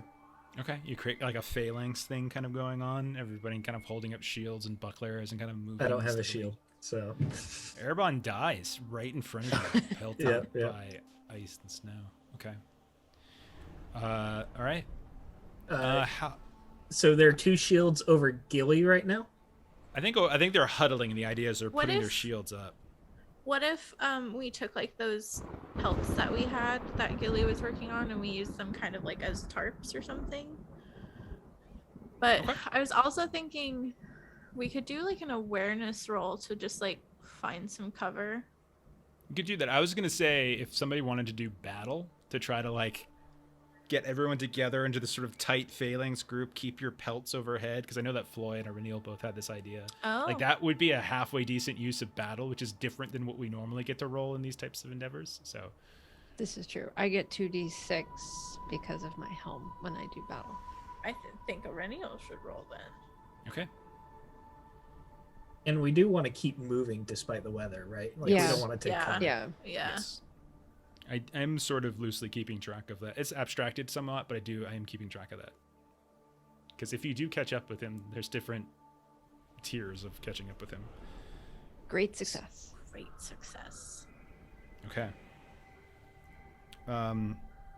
Everybody, as you're moving forward, like you're doing your best to kind of continue pushing through, you can hear the sounds of like the ice like just pelting off of the bucklers more than once. Like a tiny hole is kind of ripped in some of the warg pelts, like not as thick and reinforced as you would like, but it does seem to serve its purpose. It doesn't completely keep you out of like from getting kind of wet and cold as the wind kicks through, but it certainly helps. All of Jeff, you. important question. Yeah. Does Marinben join us in taking the cover, or is she all like, outside braving the elements because she's all tough and everything? No, she lends it. She lends a hand. She helps with that. But despite this, the chilling winds are such that you all take 8 points of endurance damage as pushing your way up the mountain in this cold, horrible wind in this sleet that's half ice, snow, rain, kind of this mixture of things. It's a very miserable experience. And most of I would say the first half of the day traversing and moving and pushing forward up the ridge is spent with this. Now, fortunately, no one has any, slips or falls or takes any real serious backtracking from this. But just the base movement up the mountain under such conditions is enough to kind of wear you all down. Does Erebon get a chill? I'm not actually weary. I always forget that I can't do the math here, so I type -8 and then it sets it to -8 endurance. So No. I think Erebon falls. I was gonna say you only lost 8 and you're already weary. That's yeah, bad. I'm at -8 endurance right now. It's the halls of Mandos now. He's kind of up there chilling by a fire. Okay. But Gilly is weary. Yeah, from all our travel fatigue. It's tough. You guys are in some dangerous locales. Okay. But you do manage to eventually find what looks like this. It's not so much a cave as it is kind of this tight gorge that you're able to kind of dip into, similar to the ones where you fought the trolls a few weeks ago, and you're able to kind of keep from getting too much of that at a certain point. Now, as you're doing so, however, as like you're kind of traveling through this darkness, maybe Gilly brings up her lantern to kind of give you some light, and you're continuing to do the call and response that Erebon has to make sure everyone's kind of close to one another. You're traveling for a few more hours, and these steep kind of embankments of the rock and ice itself are kind of closing in on you to the point where it's relatively tight. It's maybe about a 10-foot wide path that you're moving in. And Floy, you suddenly feel a just kind of bank off your head, and then Erenio as another rock kind of banks off your head. And as you guys look up, you see like far up ahead where like the darkness of the gorge is no longer, and you can almost see that must be where like the ceiling of this gorge might be. You see a big chunk of rock just begin to slip and fall, and then more as this rock slide just begins to start slipping down the side of the mountain into this gorge that you all are traveling through. And it's just raining down rocks, the chunks and chunks getting bigger and bigger. What do you guys want to do?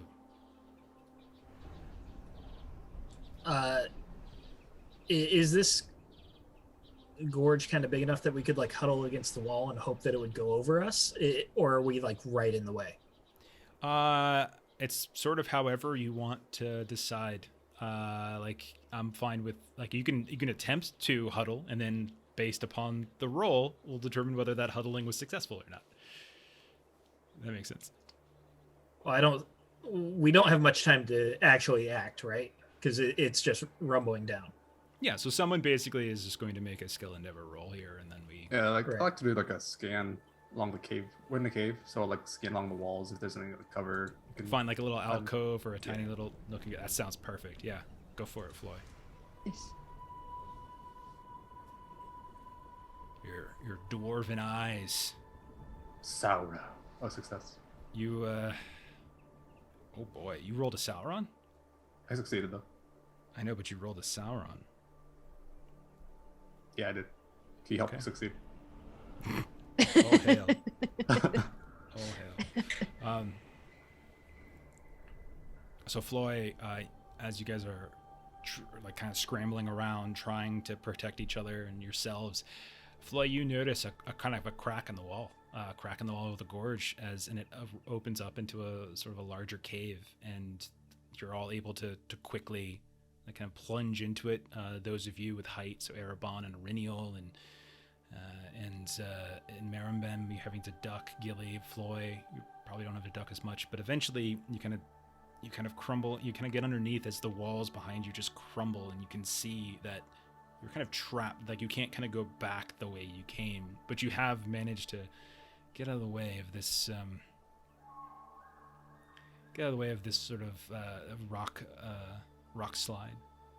Now, as you're suddenly in this sort of dark, like extraordinarily dark cave where the only light now is Gilly's lantern, unless one of you opens up a torch of some kind. You begin, as you're sort of wandering and traveling through a bit, and kind of weaving your way, looking for some path upwards, some path outwards, back to the surface of the mountain. You start to see something kind of fill the air, and something fill your nose as well, as this sort of fetid steam begins to surround you, and you hear what almost sounds like the bubbling of like something bubbling up here and there. And you look around and you can see on like to your left and to your right, as you're kind of hopping from one rock to the next, you're in some kind of underground hot spring, and this yellow kind of gassy color is sort of wafting into your noses, and it's just this horrible stank. Sorry, one sec. And it becomes fairly hard to navigate. Not only that, but as you're listening, those of you with fairly high alertness, you hear sounds of certain like splashing around. Well, that's not the right one. Don't mind that. Don't mind that. There's no frogs. Ignore that one. Okay, there we go. I need a producer. You hear the sounds of something kind of splashing around, as if there's something in the water. What would you guys like to do as you've kind of found your way into what looks like this somewhat open area with sort of these bubbling springs of steam? It feels very warm in here on the bright side, but on the downside, it kind of like you're coughing every so often, kind of cover your mouths here and there, and you're trying to weave your way without kind of dipping into the water, which as you kind of test it, you realize there's something wrong with it. It's like you're not sure if it's poisoned or if there's just something coming up from underneath, but it's not like maybe one of you takes a quick sip or something and quickly spits it out, as it tastes foul and horrible. Who wants to take lead on this? I suggest we do not disturb the water.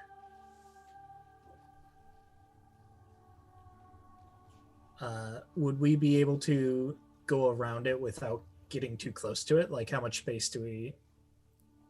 You can certainly try. I mean, like it's more along the lines of like it's like there's these narrow paths and corridors, there's little rocks, like little islets here and there of rock. You can kind of hop one to the next.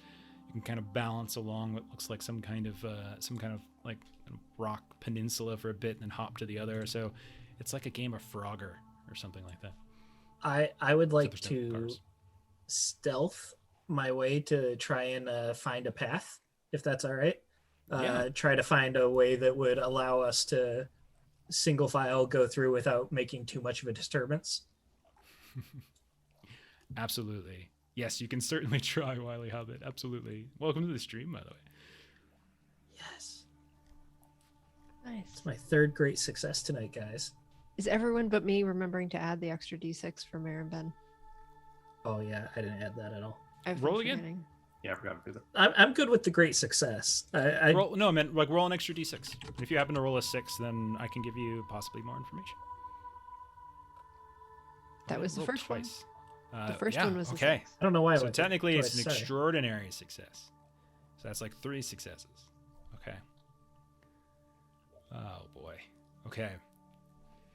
You have no power because it's not. Oh, actually, I do get the other d6 as well from my cloak if you allow the really useful item. Yeah, that's fine. Yeah, absolutely. No, it totally makes sense here. So, even more Okay. extra. So I'm going to point out a few things here. You see, as you're leading the way forward, you're moving very, very quietly, and maybe you're even with where you're placing your feet as you hop from one islet to the next. People can follow and they can place their feet the same. You eventually see what looks like a large cave opening, maybe about 10 feet wide and same height as tall.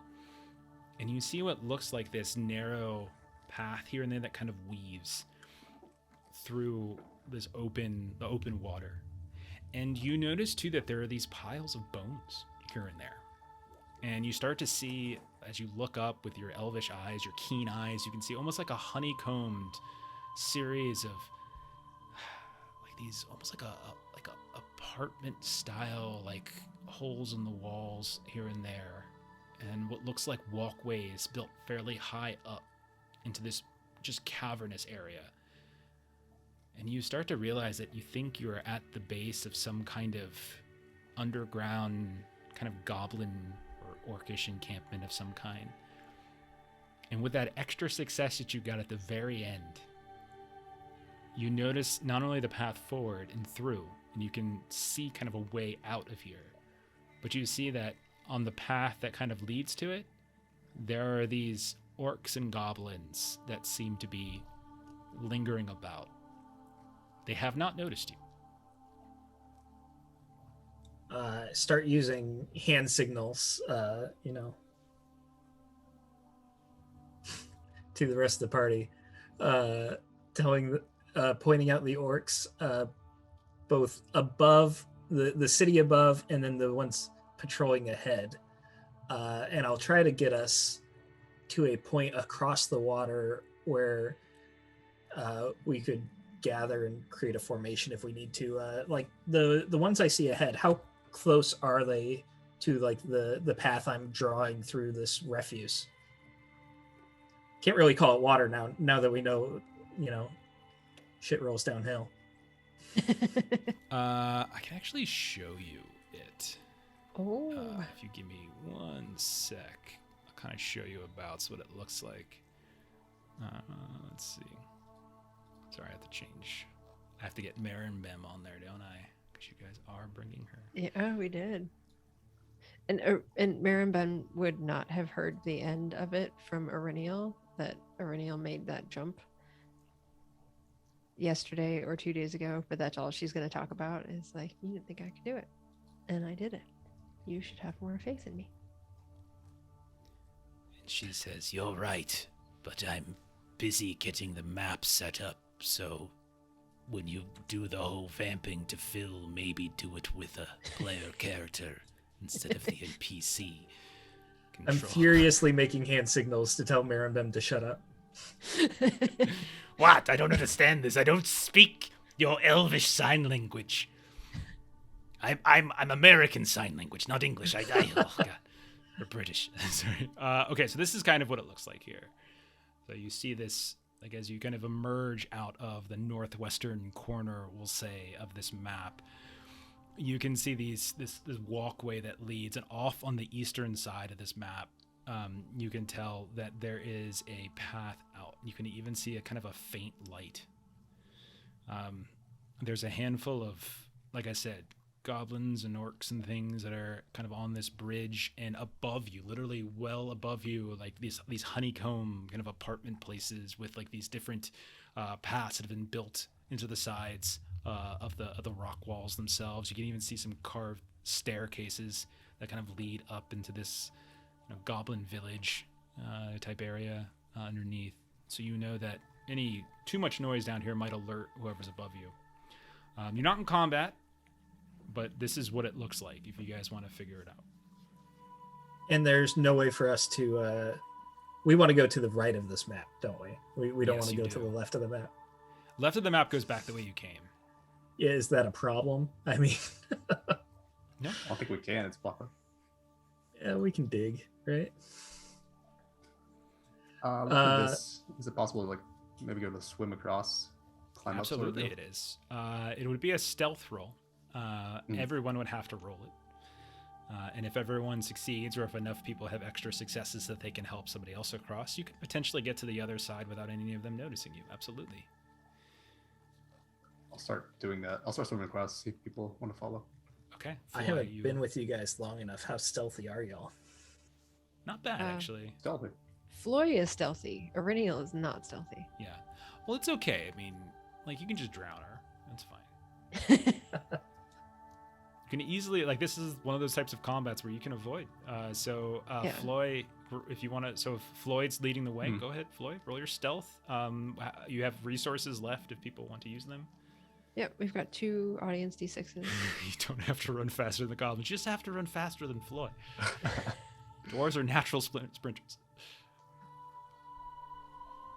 Let's see.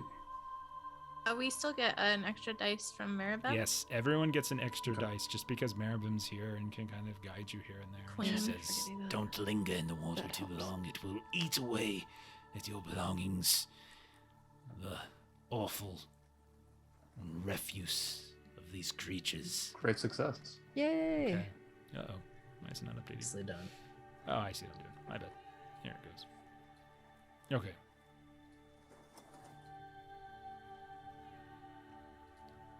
There it is. Sorry, I wasn't updating on the stream. Okay, so great success as you see Floy. Floy, you can move yourself directly across to the other side. Who goes next? I would say we keep Erennial in the back then, in case she does alert. And so That you way guys most can of us get can be away over. No offense, Erennial. while So the maybe goblins Gilly goes and next? Orcs take it. Yeah, okay. Sure, I am wary. So do we have any extra dice, Melissa? 2 left. Yeah, I don't want combat, so I'm gonna snag one. Grab the +1 from Marimbin. Yep. Extraordinary success. That was favored? It was wary, but it is favored. Okay, yeah. So it's favored because it's one of your favorite skills, right? Yeah. Stealth is yeah. one of your favorite skills. Okay, perfect. Because I was going to say that Eye of Sauron was looking juicy. I have a little thing where whenever the Eye of Sauron comes up, something bad happens on this little thing.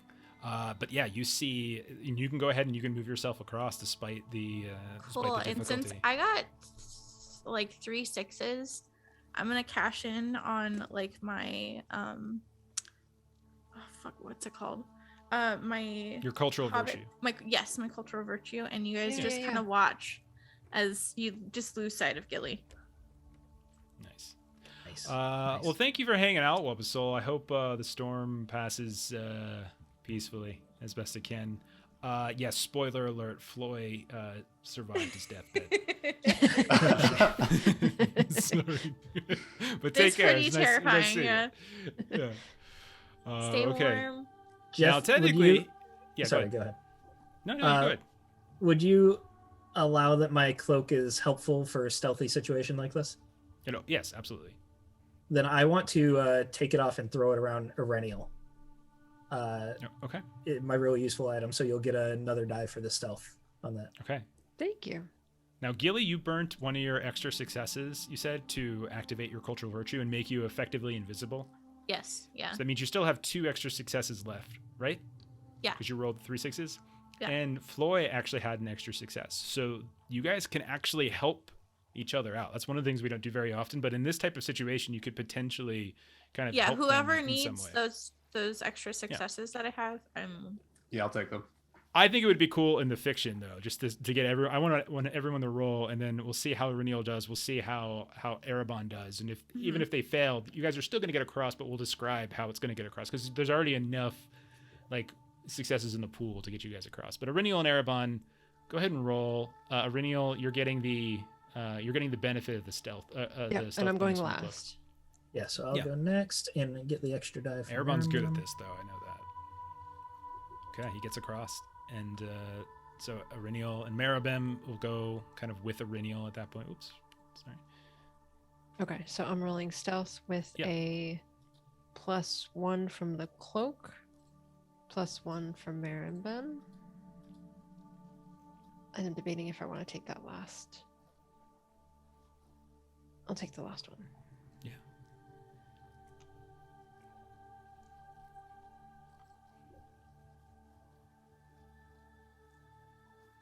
How did you do?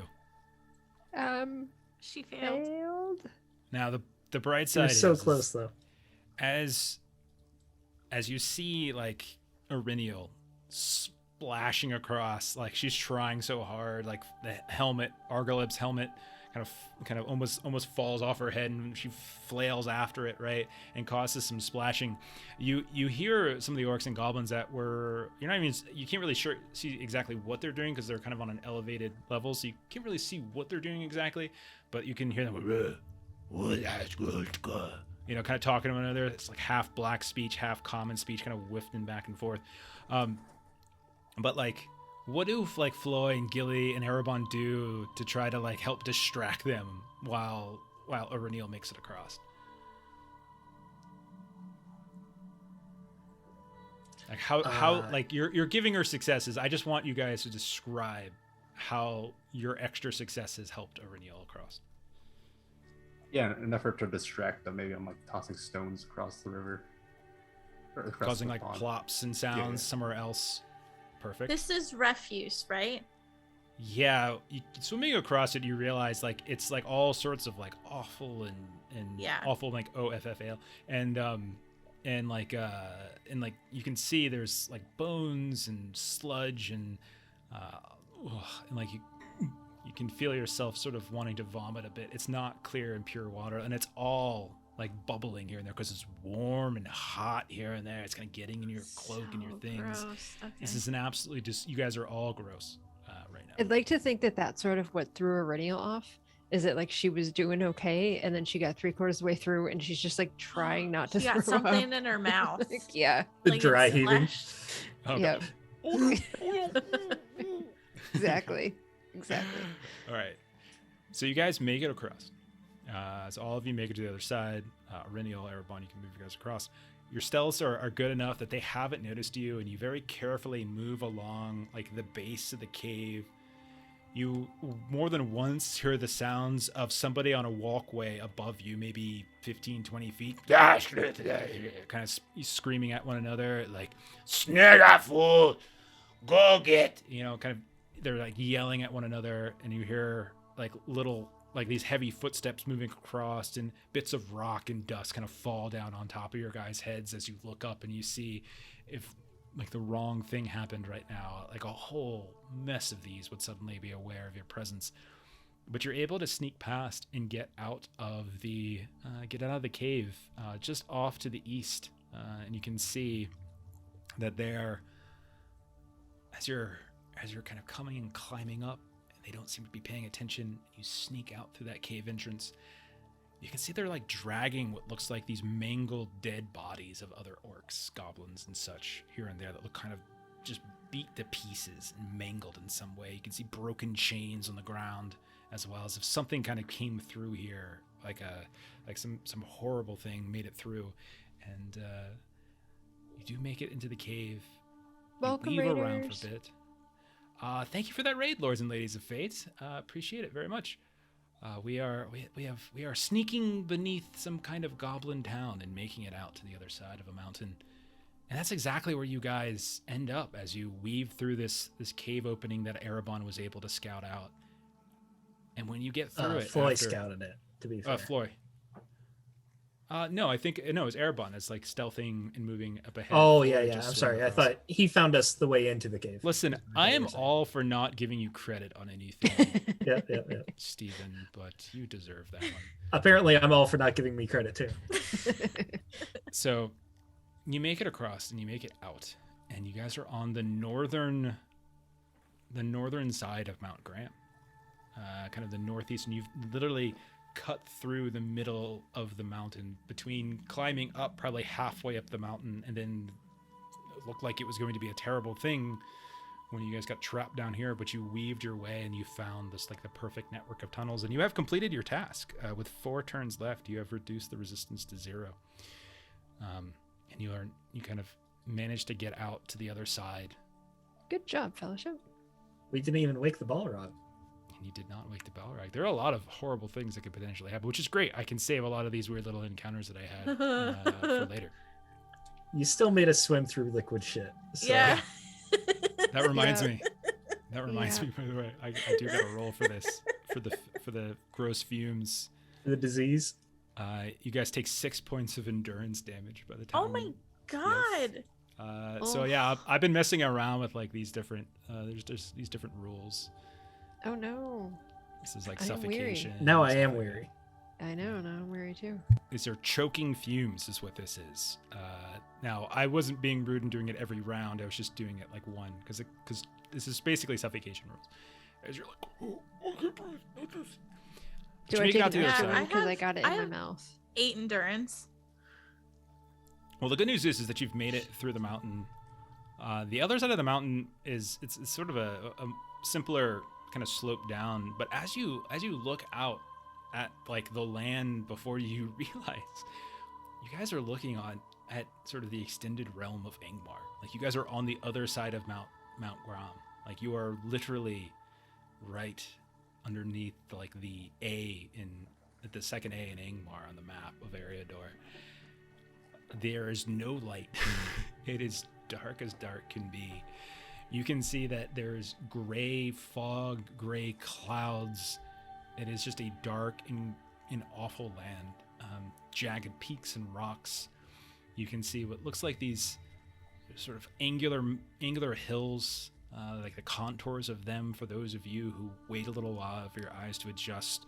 What looks like ruins of buildings, watchtowers, workshops, you're not really sure. This is the outskirts of Angmar. You're nowhere near Carndum itself, but you know, when Angmar itself was at its greatest, most powerful peak, like this area that you have now crossed into was part of those borders. You guys can find a camp for the night if you want. If somebody wants to roll a test, you can do some kind of test here to try to find a halfway decent camp spot, and then maybe get a full rest in. Is there a source of water anywhere? Right back inside. You. We said water. Yes. There's water in there. There really is. It's flavored. Sure. 5% H2O. Someone could do an awareness test to try to find one, maybe, or explore. One of those two is I've got probably. I can do it. Yeah. Okay.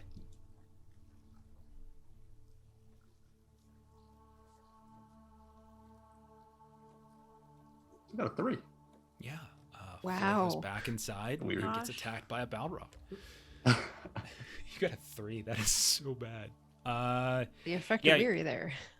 You guys look around Yeah. for a halfway decent, campsite, but you're exposed. Like you realize on this side of the mountain, you're terribly exposed. As it doesn't have the sort of jagged nature where there's all these like little hidden nooks and crannies that the southwestern side of the mountain had.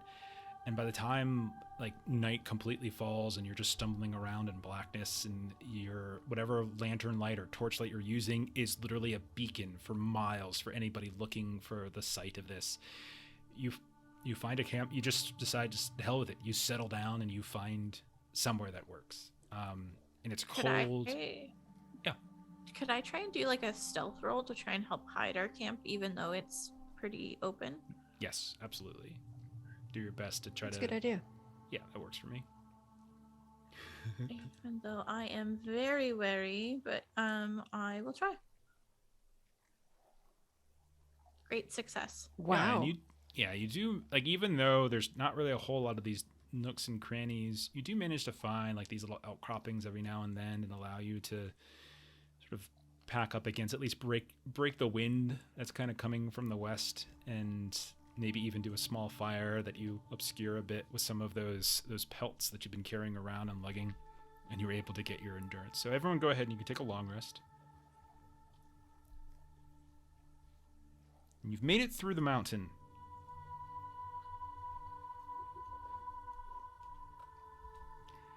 Thank goodness.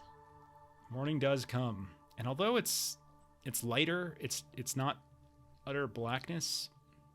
There's no real sign of the sun anywhere. You look up at the clouds, and it's kind of gray, overcast. You look at each other. You can see each other. You can sort of see in the distance. It's just this, like forever sense of like early morning hours just before dawn, and like you're just not getting light. And even as the morning progresses to mid-morning into lunch, it's the same thing. Now, what you're trying to figure out is you're trying to pick up basically a trail of this warband. Now, on the bright side, it's a warband, so it's not going to be horribly difficult to find. But what we're going to do now is, like, we've gotten through the mountain, and we're going to kind of shift now into let's track down Rotag now. So who wants to kind of go out and kind of look for signs potentially of where Rotag might be? And because you guys did so well, by the way, this next phase of this This next skill endeavor is only going to be a 6 difficulty. Sounds like a Improve use your times. for Ireniel's hunting. That sounds perfect. Yeah, that does sound good. You Track and them Mary down. Bim, get out in the morning while everyone else is packing up their camp, and you two kind of go scouting around for any signs of these this massive army, seeing if you can figure out which direction they go. Oh, success. 16. Okay, did you get the did you take the extra one for? I did remember to, yes. Okay. All right.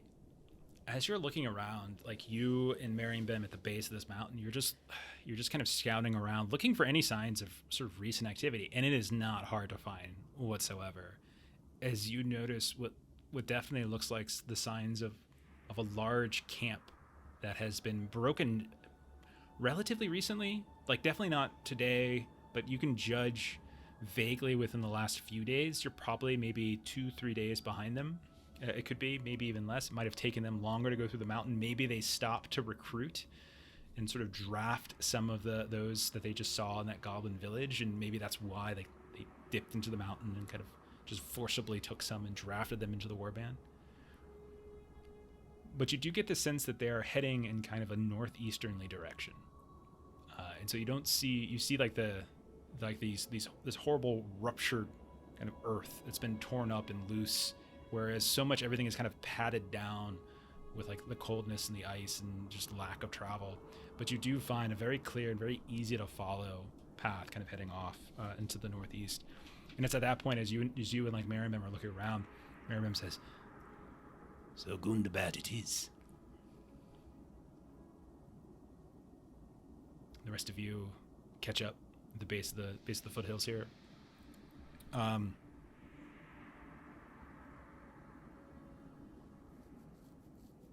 Sorry, I was having Okay. mic issues. Sorry. No worries. You okay? Yeah. All right. So you guys move off for a bit, and eventually, Reniel, you actually notice that as you're following this ridiculously obvious warband, like it's again, they're not trying to stealth themselves in the Yeah. least.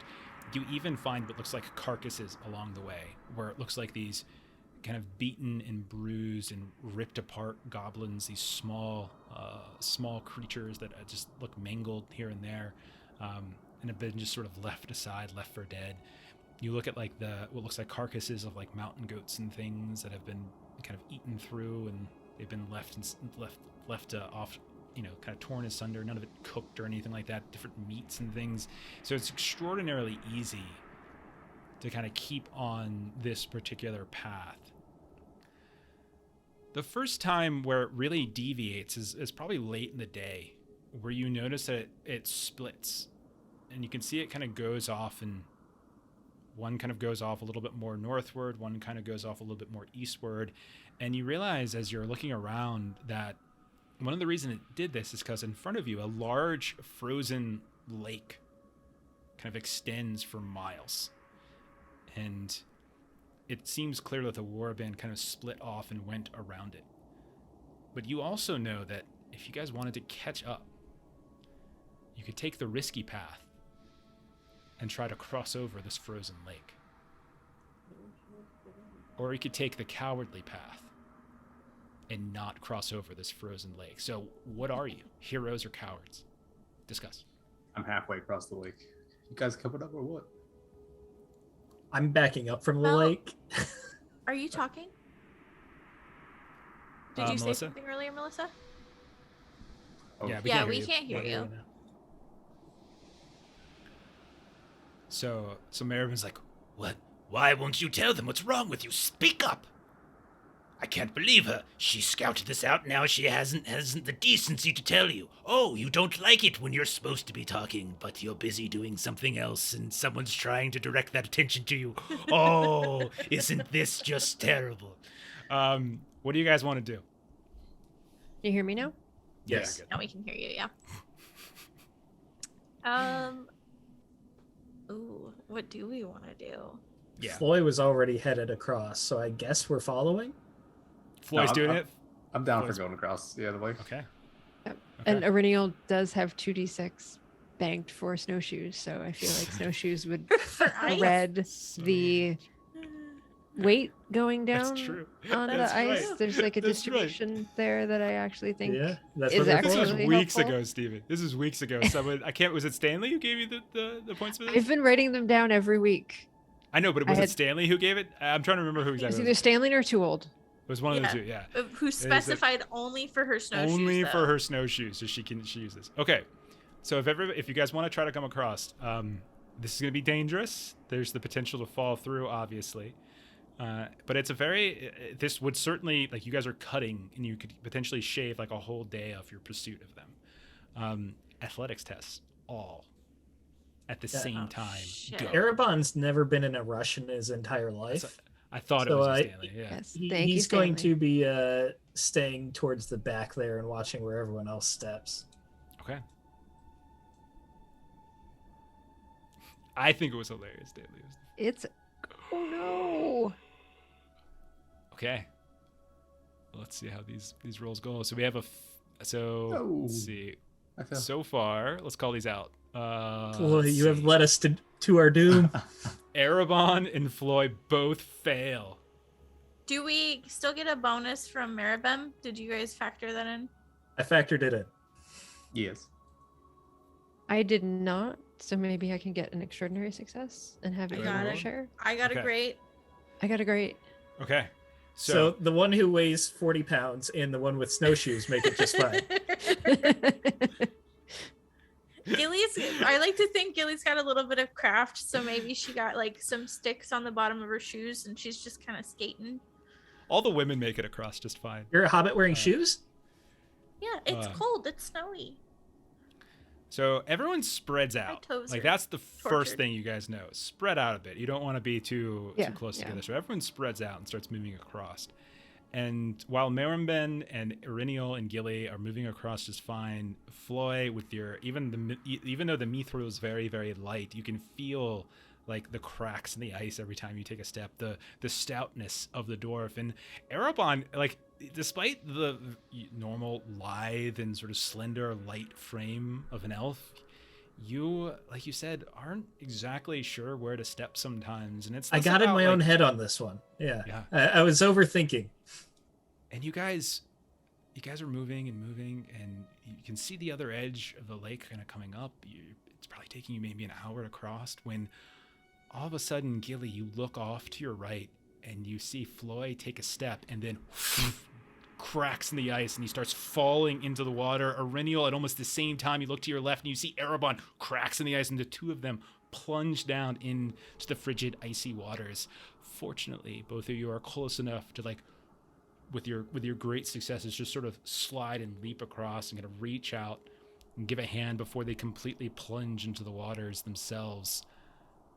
Gilly's been However- holding on to her rope and her hook, so she kind of tossed that out. However, they are still extraordinarily cold as you pull them up. And you can, they're kind of thrashing around a bit. And both of you go ahead and take 4 points from just the sheer frigidness of the water beneath the cold. 4 points against your endurance. But they're able to pull you up. You keep yourself spread along where the cracks in the ice are, and you pull them up, and you manage to make it to the sort of the edge of the lake. Do we need to roll for Marimben? Nope. Okay. No, Marimbem, I'm just. You guys get the bonus for her. I don't want an NP.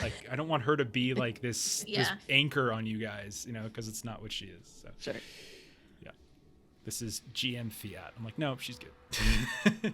Okay. I would ask Aurenial Knows for her my shit. cloak back through chattering teeth.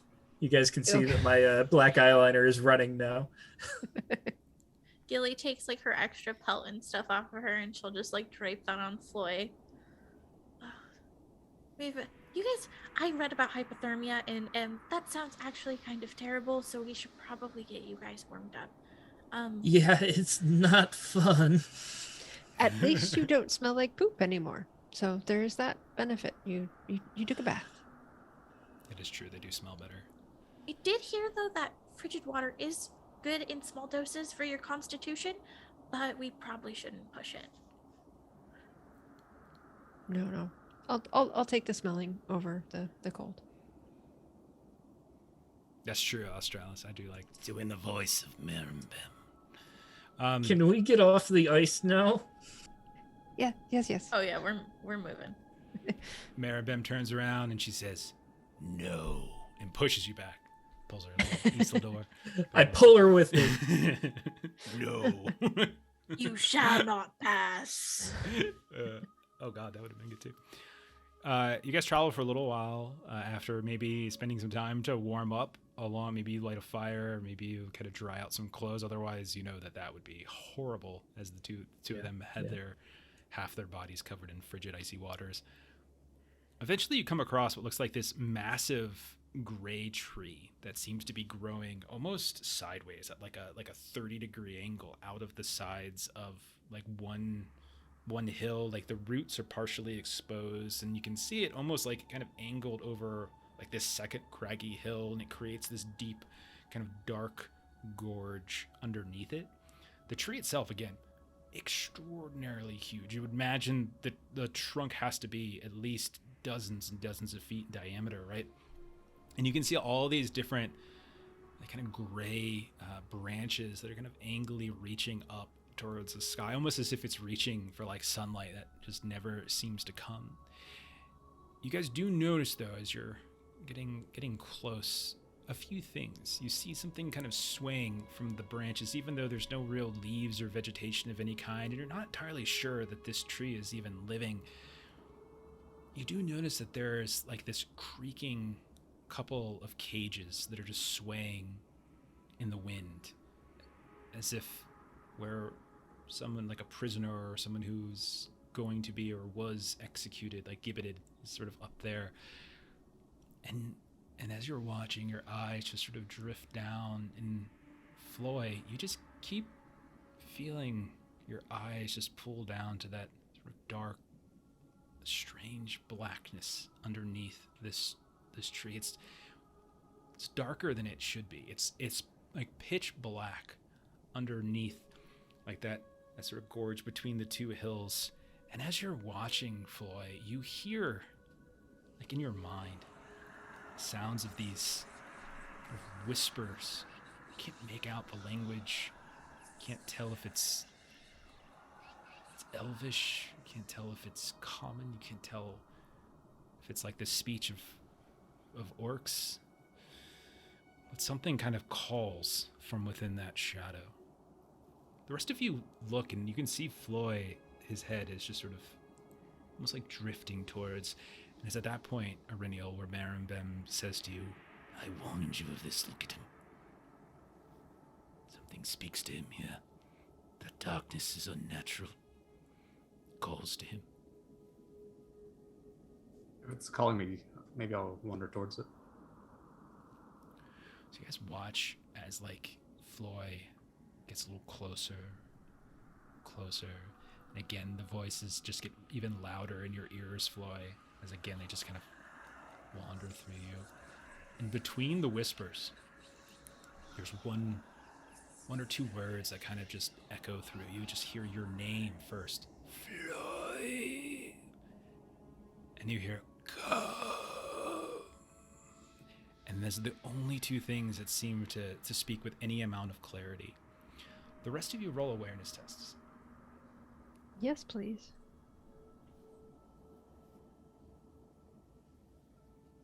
Success.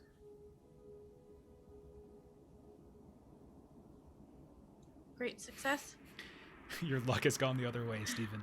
You're doing so well, and then It's hot and now I'm cold. that happens. It's okay. So between both Gilly and Ariniel, you two watch as just Floy. Something about his movement is different. Like he's not moving with the same kind of stability and purpose that you normally see. He almost just seems to kind of be lurching and stumbling, kind of off balance here and there. And he's getting ever so close to that kind of ever moving darkness. And it's at that point, Ariniel and Gilly, where you see like something kind of move within the blackness. You see a shroud, as if something even darker within it just shifts and your eye line just kind of hovers ever so slightly like a mirage on the distance, and you swear you see something like a hand beginning to sort of push its way out of the darkness before quickly kind of retreating back like smoke that just wafts back in. And Floy is getting closer and closer to it now. I'm tackling Floy. Yeah. Okay. Roll an As is athletics test. Aurelial. Roll the athletics test. Or one of you can aid the other is probably the better way to do it, if you want. I don't really have the hope. Nice. Val Kilmer is in one of the... I'm just Yeah, rolling I don't it. really have the hope either. Failure. Can we just do it separately and see who gets there? that's Yeah, fine. like we're both running. Okay. Okay, so You- Gilly's running, and Gets there as first. she gets there first, and as she goes to reach out for Floyd, she's just clinging to his back, and he just keeps walking as he's dragging her behind him, and she's just trying so hard. And Aurelial's just Chloe gonna, doesn't even notice. No. and Aurelial's just gonna have to kind of come up, and just essentially just try to bear hug both of them and just kind of fall backwards. Floyd, please, what are you doing? I heard my name. Someone's calling. So you don't the shadows are speaking to you, Floyd. There's nothing there. Nothing there but darkness. Shadows. I don't know what that means, but Do you see what you were about to walk into? do I see it? Do I see it clearly? Right? It's just You just keep darkness vision. hearing something call you. You don't necessarily see anything. You Okay. can roll an awareness if you want. Yeah, go ahead and roll an awareness, but I'll say roll with -1 penalty. In the situation as you are a little kind of distracted by this thing. Yeah, it's okay. Yeah, you didn't see it. Nothing moved, whatever. You hear the occasional creak of one of the cages up above, but nothing else. Right. I just heard whispers. Something calling. This is what Marimbem was warning of, that there's something here. I don't hear anything. Gilly, did you hear anything? No, but I saw that movement in the darkness. Erebon, do you hear anything? No, but these are the lands of the Witch King. There are dark shadows. You must guard your heart, Master Dwarf. Floyd, I worry for you.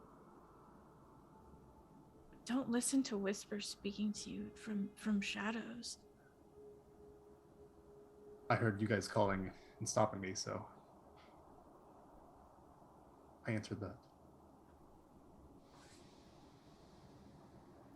You feel a little like you don't hear the voice. Like it's not like now that they have you, like you almost like you've sort of fell into this kind of trance-like state, right, for a moment, and it just sort of kept pulling you forward. Not that you didn't have agency, it just like you just felt a compulsion, like you were extraordinarily interested in what was happening. But now that they've broken it, it kind of fades a bit. And as all of you are there, you watch as the shadow, that black shadow beneath the hill, just begins to sort of retreat a bit. It's like you're watching as if the sun is moving even, it's like extraordinarily fast, and the shadow just drifts back a little bit more, further and further away from you, and then settles once more purely underneath the bow of this massive trunk that seems to eclipse these two hills. Aurelial's going to turn back to Marimbem, and she's She's got a bow drawn, ready to fire at Floy. and she just kind of has a little bit of adrenaline, going, and she's just going to say, when you see that something is about to happen, it means that you can act and prevent it. Not just sit back and say that you were right. There are more of us. We help each other. I'll slowly reach out and push down the bow. Won't necessarily get in front, though. Yeah. Now's not the time for arguments. or fights. We have things that need to be done, and obviously there is darkness that needs to be pushed back. And so And we should all be working she's to gonna help look at each other. Marambem is gonna look at you, Erviniel, with like this, like for the first time you've probably ever seen like a sense of like hurt, like just kind of overtakes her, like this, like like you can see this sort of hard, ragged facade that she's kind of kept up for so long, just sort of begins to melt away as she looks at you, and then she says, There's a creature of undeath. Do you not see it? It was reaching out to all of you. I saw I it. drew my bow to ward it away. And you turn on me and lecture me for not helping. and then she I like puts the bow But your away, bow was pointed at Floy. and then she walks. She just walks at that point, like emo, like shaking her head. Gilly will because she's heading where we need to go, right?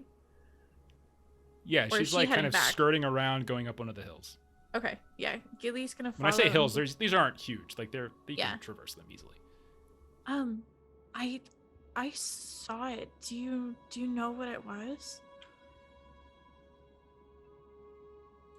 Could I make a lore check to see if I've heard anything about these shadows? And Please the do, realm of Angmar? absolutely.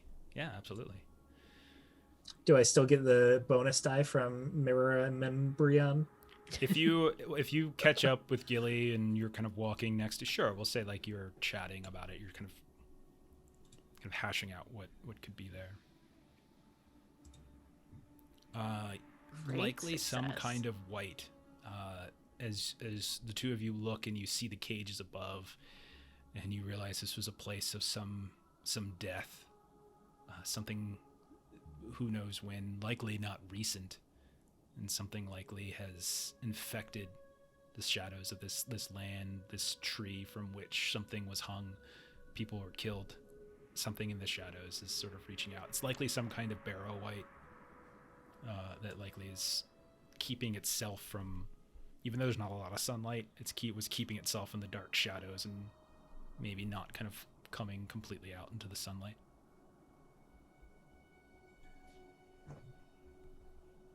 As with many places in this realm, something tragic happened here. It appears that a soul was not able to move on. We should learn from its mistake and move away from here.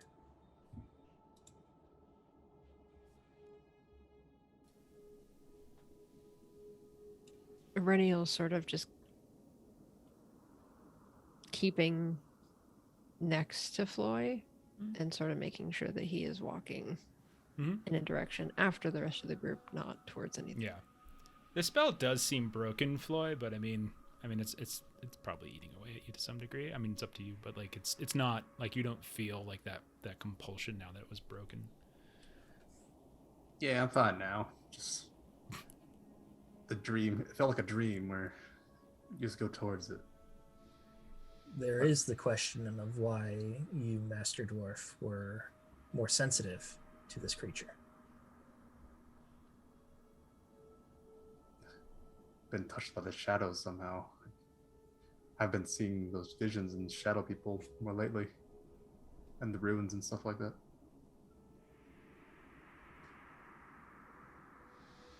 But Visions. we did You've been- share some of those visions, but this was different. Only you saw it.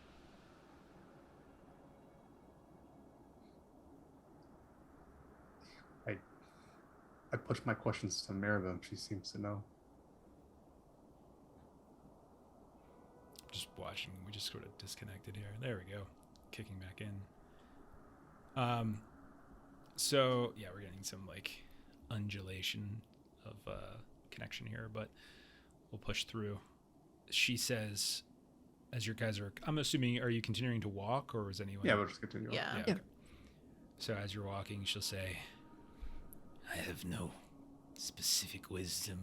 Yeah, dwarf. What I know is that for a fortnight now, my dreams have been plagued with awful visions. Visions of shadow. Visions of death. Visions of you. Your others. Little Hobbit, Arinio, Master Elf. You three are strangers to me. But in the light of the cook fire of my home, I could tell Floy was the one. The shadow wrapped itself around like a blanket. And from him, it exploded outward, tendrils upon tendrils, wrapping around those he's most closest to.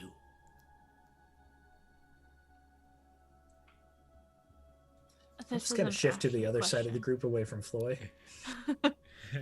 This is an Ashley question. How long ago was it when he got injured by the thing? Well, you guys had like a 3 to 4 week downtime fellowship phase with the deal. Then it was probably another week or so worth of travel up to here. So it's been, I mean, at least a month and a half or so since he was injured by the creature. Yeah, you've probably been. I mean, you guys kind of reached. I would say it's been roughly maybe 10 days since you guys kind of got within the Ettenmoor's Mount Grom area. Webasol, thank you for that sub. Appreciate that. Very kind of you. But yeah, it's been maybe that lines up with the, like, when you all first arrived in the foothills of Mount Grom and the Ettenmoors.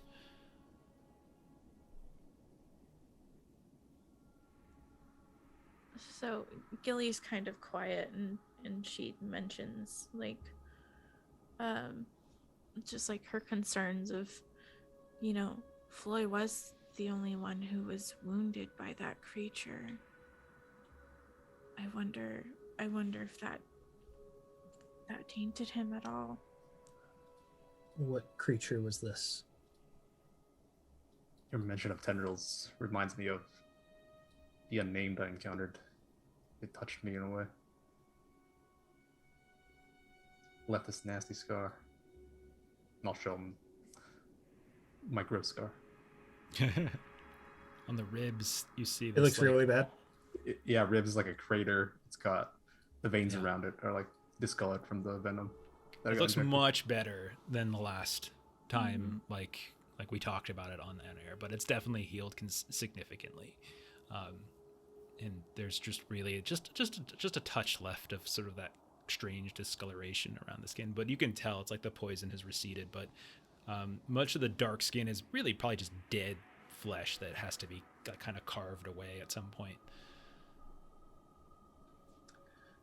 Master Dwarf, it appears that you need elvish healing.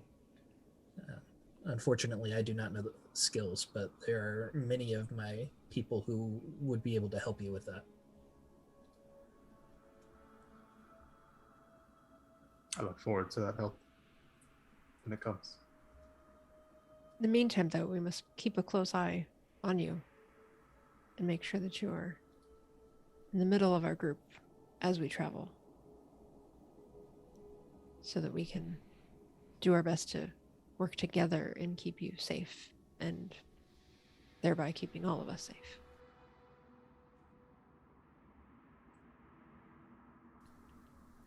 So as you all kind of travel and this conversation is happening, stopping briefly to rest, and Floy shows the scar, hours pass. And it's probably been, like, even though we're not doing all the stops, it's been a couple days since you've been traveling, since you left Mount Grom and you've been traveling over the ruins of Angmar. It's probably been 2 days worth of travel at this point.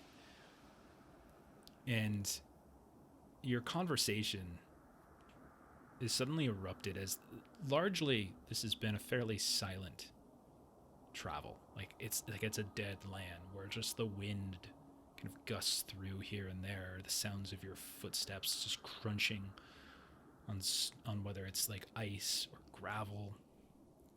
But for the most part, it's been extraordinarily quiet. You don't hear the sounds of birds, insects, nothing like that. There's not even in the bog when you were traveling in the Rudauer Hills, like you still saw the signs of life.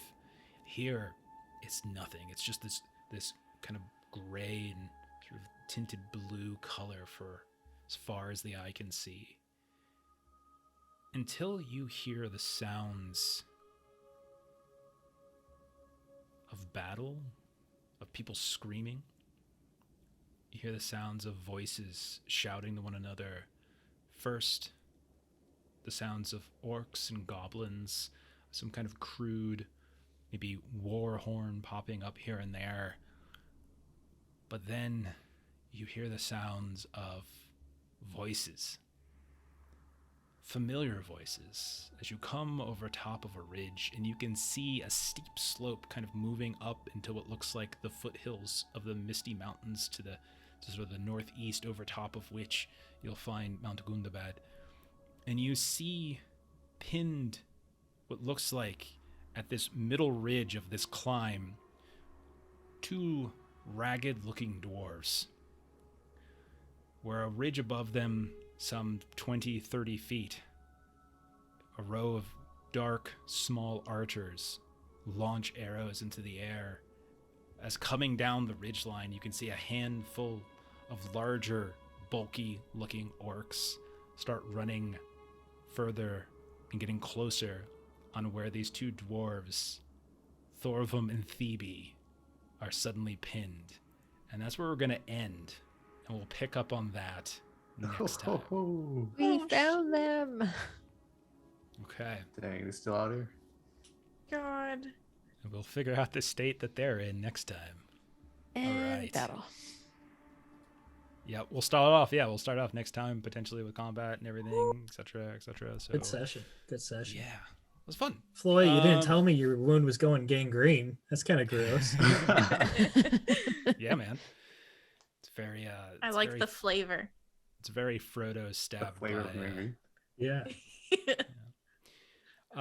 Okay. Let's see. We got something going on later, though. Even though we're done here, a couple of us are gonna be playing a game later. Steven, why don't you tell us about it? Because you're running it. We are playing Darkest House here in an hour and a half. That will be over on Defenders of Kobold Twitch channel. Our Gilly and Lore Master here will be there, and they will be. Jeff will be receiving his dues since he put me through a pool of awful. He's gonna get some just rewards, and Ashley's gonna be punished for no reason because that's how the game goes. So Fair. I'm wearing a very pretty dress. So You are. I forgot about that. Yeah. So I am Christopher Walken from The Deer Hunter when he's doing the brushing of that game, with a very pretty dress over top. That's what he has turned into, and he is not there now. Poor Wayne Culver. He is no longer there. I don't know if any of you watch Always Sunny, but I just envision him as Mac after the car crash, where he puts on the wedding dress, and then with the red bandana. I'll take that. I will 100% take that for sure.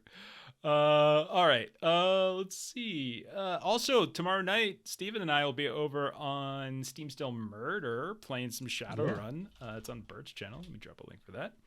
With a new system. New system. Tech Noir. I've been actually looking forward to this. I had years ago, the rest of us, like we were going to play a Cyberpunk game, and I was looking at a whole bunch of different Cyberpunk systems, and Tech Noir was one of the ones I was considering. We played one game of like Shadows of the Beanstalk for Genesis, and then schedules kind of screwed up, and so we never got to finish our Cyberpunk game. Someday we should do Cyberpunk. We've never done any Cyberpunk on this channel, so we'll do something with it. Let's see. For us, Monday we'll be doing Ultraviolet Grasslands back here, so you can come check that out. As we're getting near the end of our run of Ultraviolet Grasslands. Here we come, True Mother. I doubt it's next. I doubt it's Monday as our last one. We probably have one more, but we're getting very close to completing our quest. And then next Friday, hopefully, we're going to be doing Traveler character creation, but we have to touch base with Derek to see if he's if his schedule's cleared up yet. And then a week from today, we'll have more of One Ring Second Edition. Before we go, I do want to. I never really ask or do this, but we are so close to like 1,000 subscribers on YouTube right now. We are literally like 6 away. We are. So if any of you watching this right now, if any of you people either watching like live now or doing the VOD later on Twitch and you haven't subbed, that'd be cool because 1,000 is 4 digits long, and that's more than 3. And as I'm told, numbers on social media platforms like that really determine your worth as a human being. And it'd be nice if I could increase my worth and value. So that'd be great. And also work for. Well, I think this reflects more on Melissa than you, though. Does it? Oh, okay. Well, that's fine. And then also here on Twitch, we're very close to 500. So we're very close to 500 subs. So I usually don't spam like subscribe, all that kind of stuff. But if you could, that'd be awesome. We'd really appreciate it. And he does want his 3 rings. I do want 3 rings instead of 2. That's very, very true. But that's it. That's it for us. And catch us in an hour and a half over on DOK. And we'll have some fun there. I'm going to go ahead and give us a raid on somebody here. Thanks to Lords and Ladies of Fate for the raid. Thanks for everybody that threw out some bits and some subs. Absolutely. Mm-hmm. Let's see. Let's do... trying to see who's up right now. Let's do a little no. Speaking of Cyberpunk. Yeah, let's do... I was just speaking of Cyberpunk. Let's raid a Cyberpunk game. Cyber Nation Uncensored. Let's go ahead and raid them. Nice. And that'll be that. So I'm going to put us on the end screen where the raid warms up. Follow it. Make us look good. And we'll see you next time. Bye-bye. Bye.